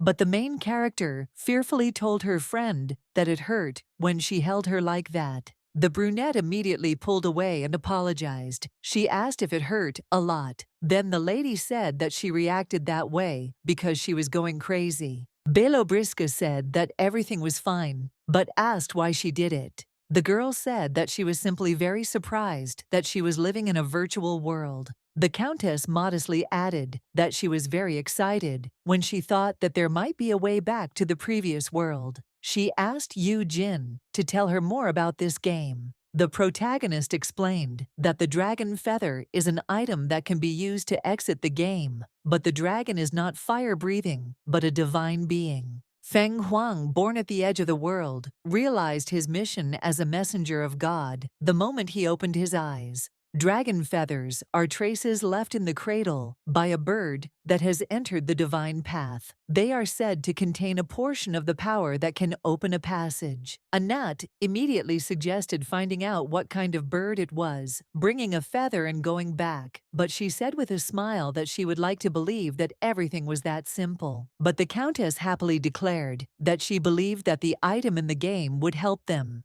because she herself said that the prince and princess were characters in the game. Belobriska was hurt by these words of Cetro. She wanted to tell her that she perceived Michael and Rafaela as people and not characters, but she remained silent. The concubine enthusiastically decided that she had to find this feather, and to do so, she would collect all the feathers in the country to test this theory. The girl asked Yu Jin not to worry, as she would ask her to bring 2 feathers for them, but she suddenly waved her hands and said that she didn't have to. Anat was very surprised by this and said that she would never do such a thing. She gloomily asked the girl if she didn't want to go back. This question made the protagonist fall silent, her eyes widening in surprise. Some time had passed since those events, but in the prince's castle, everything went on without changes. Yu Jin, having come to the master's office, buried her face in her knees because she felt sad that everything around her was a game. She simply used the event to find herself in the place of the original character from the game. The little girl is not used to hearing that the prince and princess are just characters. But suddenly the prince sat down next to the girl and, stroking her head, asked what had happened. Because of the doggy's bad mood, she felt uncomfortable being touched, so she abruptly pulled her owner's hand away. The heroine's bold reaction surprised the prince so much that he raised his eyebrows and his hand froze in the air. Yu Jin remembers that on the first day, she lay like this in front of the prince because she knew everything about the game, but now she was tired of reality and stopped thinking. The young lady simply accepted this blind love that was connected with her master. The girl carefully took the man's hand, which she had just recently pulled away, and pulled it towards herself. The dog blushed in embarrassment and placed Michael's large hand on the top of her head, thinking about how he was her favorite character in the game. The prince stroked the girl's head with a smile, and she thought that she simply wanted to live like a favorite toy, but for some reason she felt tamed. The fox in The Little Prince is said to have been tamed and remained happy, but the little prince left. Remembering this, the main character fearfully called out to the owner and grabbed his chest. The girl hugged him, and from this, His Highness's ears and neck turned cutely red. Belobriska told the man that he couldn't leave her after he tamed her. Without letting go of her owner's embrace, she added that she didn't think she would be happy if he were no longer around. Meanwhile, Anat boldly walks straight to the emperor's office, where she is noticed by two guards. One of the guards told the girl that she should not enter, and he would tell her that she had come, but the countess suddenly ordered him to step aside. As soon as the lady burst into the room, everyone present, including Dietrich, immediately turned their gaze to her. The man greeted his angel, and the girl, coming closer to him, said that she had one very cherished wish. Meteor turned her attention to the nobles standing behind her and thought that she didn't care how they reacted, because no matter what she did, the king would still call her his. The girl does not understand why it is her fault that she cannot stop the emperor's extravagant behavior, so she sits on his lap. Putting her arm around the man's shoulders, she said that all she wanted was the feathers of the most valuable bird in the world, known as the dragon feather. The brunette thought that when there was no one by her side, she thought that she only had these strong arms and that she had to save her beloved. Dietrich told his beloved with a smile that the most precious feather in the world must be with his treasure, so he would get it. The girl took the emperor by the cheeks and reached for his lips, thinking that her appearance here was just an accident, and she was not an angel sent for Dietrich. Anat kissed the man passionately, realizing in her mind that she desperately wanted to go home. Sometime later, Dietrich, alone in his office, thought about how much he liked his concubine, with whom he flirted and gave her gifts. He also likes the fact that she doesn't dig into her memory and now rarely remembers her home. There is only one problem. The ruler knows that his son has been communicating with a slave in recent days, but he cannot remember this, which irritates him. Suddenly, there was a knock at the door, after which a guest entered the gentleman's room. The magician bowed and asked His Majesty why he had summoned him, and he asked him what had happened to the medicine he had spoken of. The wizard explained that forgetfulness was also a side effect, but the emperor asked sternly if his role was not to make this possible. The mage tried to say that it was a subtle interweaving of magic, but Dietrich, irritably hitting the arm of the chair, called the man useless because he would not use such an excuse for an order. But then the sorcerer said that if Anat really was a deity, then perhaps it had nothing to do with magic. The king asked him to explain what he was talking about. He added that if this is a memory of a person from the pantheon, then this is a matter of the soul and is the field of theology. His Majesty narrowed his eyes in disgust, thinking that theology was, in fact, superstition. It's a bit of an outrage for Dietrich, but since he can't call any of the empire's priests, he'll have to wait for the mages to sort this out.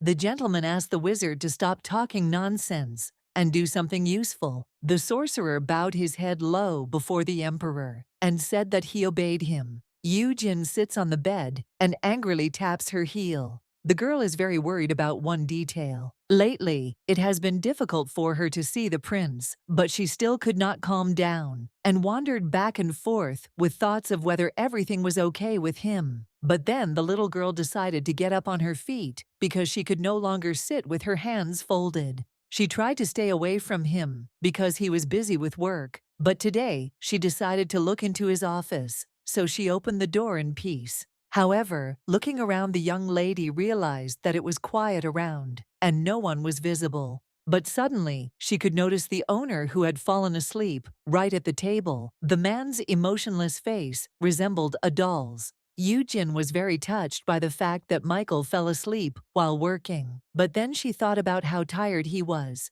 The girl began to look around, arguing that if she touched him, he would wake up and continue working again. So she wanted to cover him with a blanket. Very quickly, the little one went nearby to the blanket, which, by the way, was a tablecloth. But she didn't care. The main character decided to put sweet snacks in a convenient place, after which she carried the blanket to Michael. The protagonist not only covered the gentleman with a blanket, but also tied its corners into a knot so that it would not come undone. But the prince's head began to fall down. Yujin, seeing this, jumped back from the sleeping man, in fear, thinking that because of her, he was about to wake up.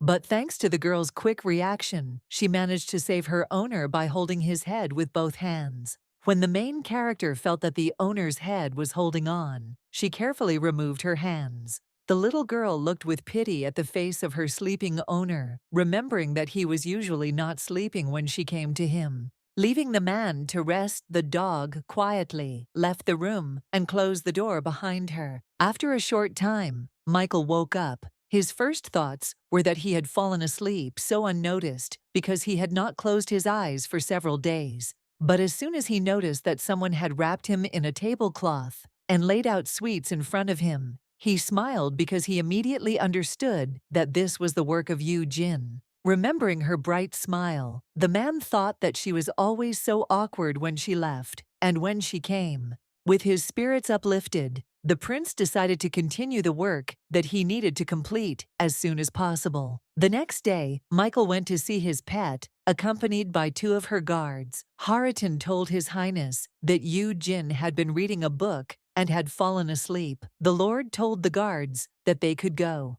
The man picked up the sleeping baby in his arms, thinking to himself how light she was. The gentleman put the girl to bed and covered her with a blanket, thinking that she needed to grow up. Then the prince thought that the room was too light, so he quickly closed the curtains. The room became dim, and Michael, sitting down next to his pet to admire her, mentally wished the little girl sweet dreams. But then the little dog opened its eyes, looked at its owner, and called out to him. He stroked the girl's forehead with his large palm, advising her to sleep a little longer. As soon as the man removed his hand, he saw that the blonde obeyed him and fell asleep again. Michael thought about how surprised he was that he had never felt so good about taking care of someone. However, the young gentleman realized that the thought of anyone other than his girl made him want to strangle the person in disgust. Michael realizes that Yujin, a silly, charming girl, is special to him.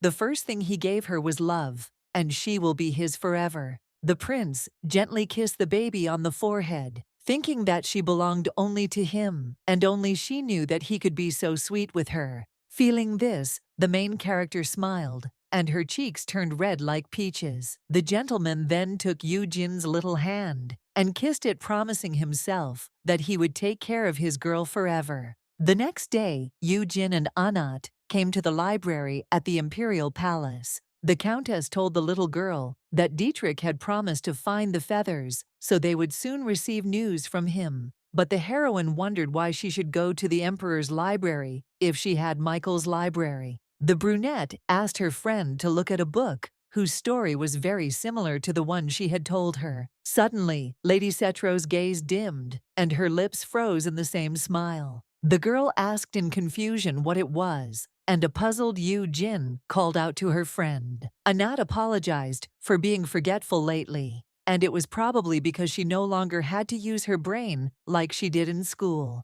The protagonist looked at the Countess, not understanding anything, who said that she had better go back before she made a complete fool of herself here. Meteor grabbed her head and admitted that she had no idea how, but her memory had deteriorated significantly. Although nothing seemed to have changed, she suggested that it might be because her hair had not grown an inch in 10 years, and it probably couldn't be fixed. The girl asked her in fear what she was talking about, thinking that she, the short one, would remain here like this forever. Anat began to resent the fact that behind her back she was called vile and creepy, and after that incident at the lake, everyone blamed her, as if it was she who ordered the digging. The Countess seemed to have been replaced. She furiously declared that everyone was hanging all sorts of rumors on her, that she hated this world, and everything in it. When the girl finished venting her anger, Jin touched her and told her that everything was okay, and that she understood that this was hard for her. But the pet asked if there were things she liked, and the brunette asked what she meant. The heroine sheepishly recalled that she had said that she liked the emperor, but suddenly, Anat, smiling maliciously sarcastically, replied that she really liked Dietrich. Jin was very surprised by the lady's words and intonation, because it turns out that she has no feelings for the emperor. Sitting on the edge of the table, Meteor shared with the blonde that the whole world hated and rejected her, but only one person liked her. Looking at the girl with emotionless eyes, she asked if she had ever had the opportunity to love someone else. The protagonist thought that the same could be said about her and Michael. The whole world might hate Jin, but he loves her. The girl thought that nothing else mattered and took the outstretched hand of her master. While she lived in the old world, she hated everything in the world and wanted nothing, and the prince is the only joy she has. But Anat told the girl that Dietrich was the only one she had. But in her case, this did not bring her any happiness at all. The Countess burst into tears. She said that in her past life, she had friends and many more people who liked her, and she had a mother and father who accepted her without knowing any Dietrich. Meteor burst into tears, only adding that she hated this world and wanted to return to her parents. The dog hugged her and said that everything was fine. The heroine looked thoughtfully at the lady, who said that she could not wait to return, and asked if she would succeed at all. The protagonist said that she would of course succeed, and there was no need to talk nonsense, but she wondered if she would leave this world with her. When the brunette finally calmed down, she thanked the little girl for her support and said that she was already feeling better. She said that it was good, but she thought about the fact that Anat had no one to rely on here, and as an adult, she had no choice but to take care of her. As soon as Jin glanced at her watch, she screamed in horror that it was too late, and she had to go. The disappointed Countess asked if she was in such a hurry to get home, and she replied that she was. The pet turned to her friend and wanted to say that her owner was already waiting for her, but she came to her senses and simply said that it was time for her to go to Michael. This upset Cetro, so she didn't answer the little girl, but only looked away and pursed her lip.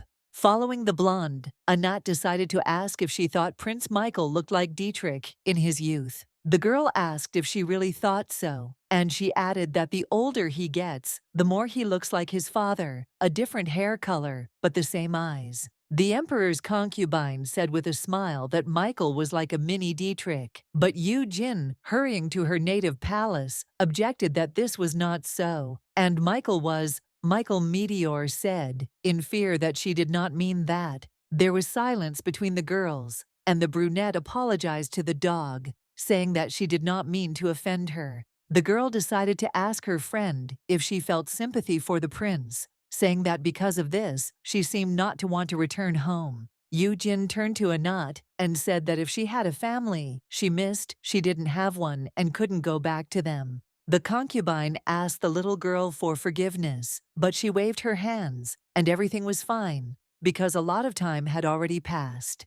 But the main character thought about the fact that she really thinks that everything is okay now. Several hours passed quickly, and the sun's rays painted the prince's palace red. The main character was walking down the corridor, accompanied by guards, but suddenly they stopped because they met Michael on their way. The man looked at his pet and smiled at her, then asked if she was returning from her walk. Jin, looking at the gentleman, thought that it was all because of him. When she thinks about her mom and dad, she feels more joy than loneliness. The young lady does not understand why she wants to run up to her master and hug him, because if her heart starts beating faster, everything will be very bad. The little girl calmly walked towards the prince, who didn't understand anything, turning her head in different directions, ordering herself to calm down and be careful. The next day, the doggy, having breakfast in Michael's company, sadly picks at the pie with a fork, not wanting to eat it.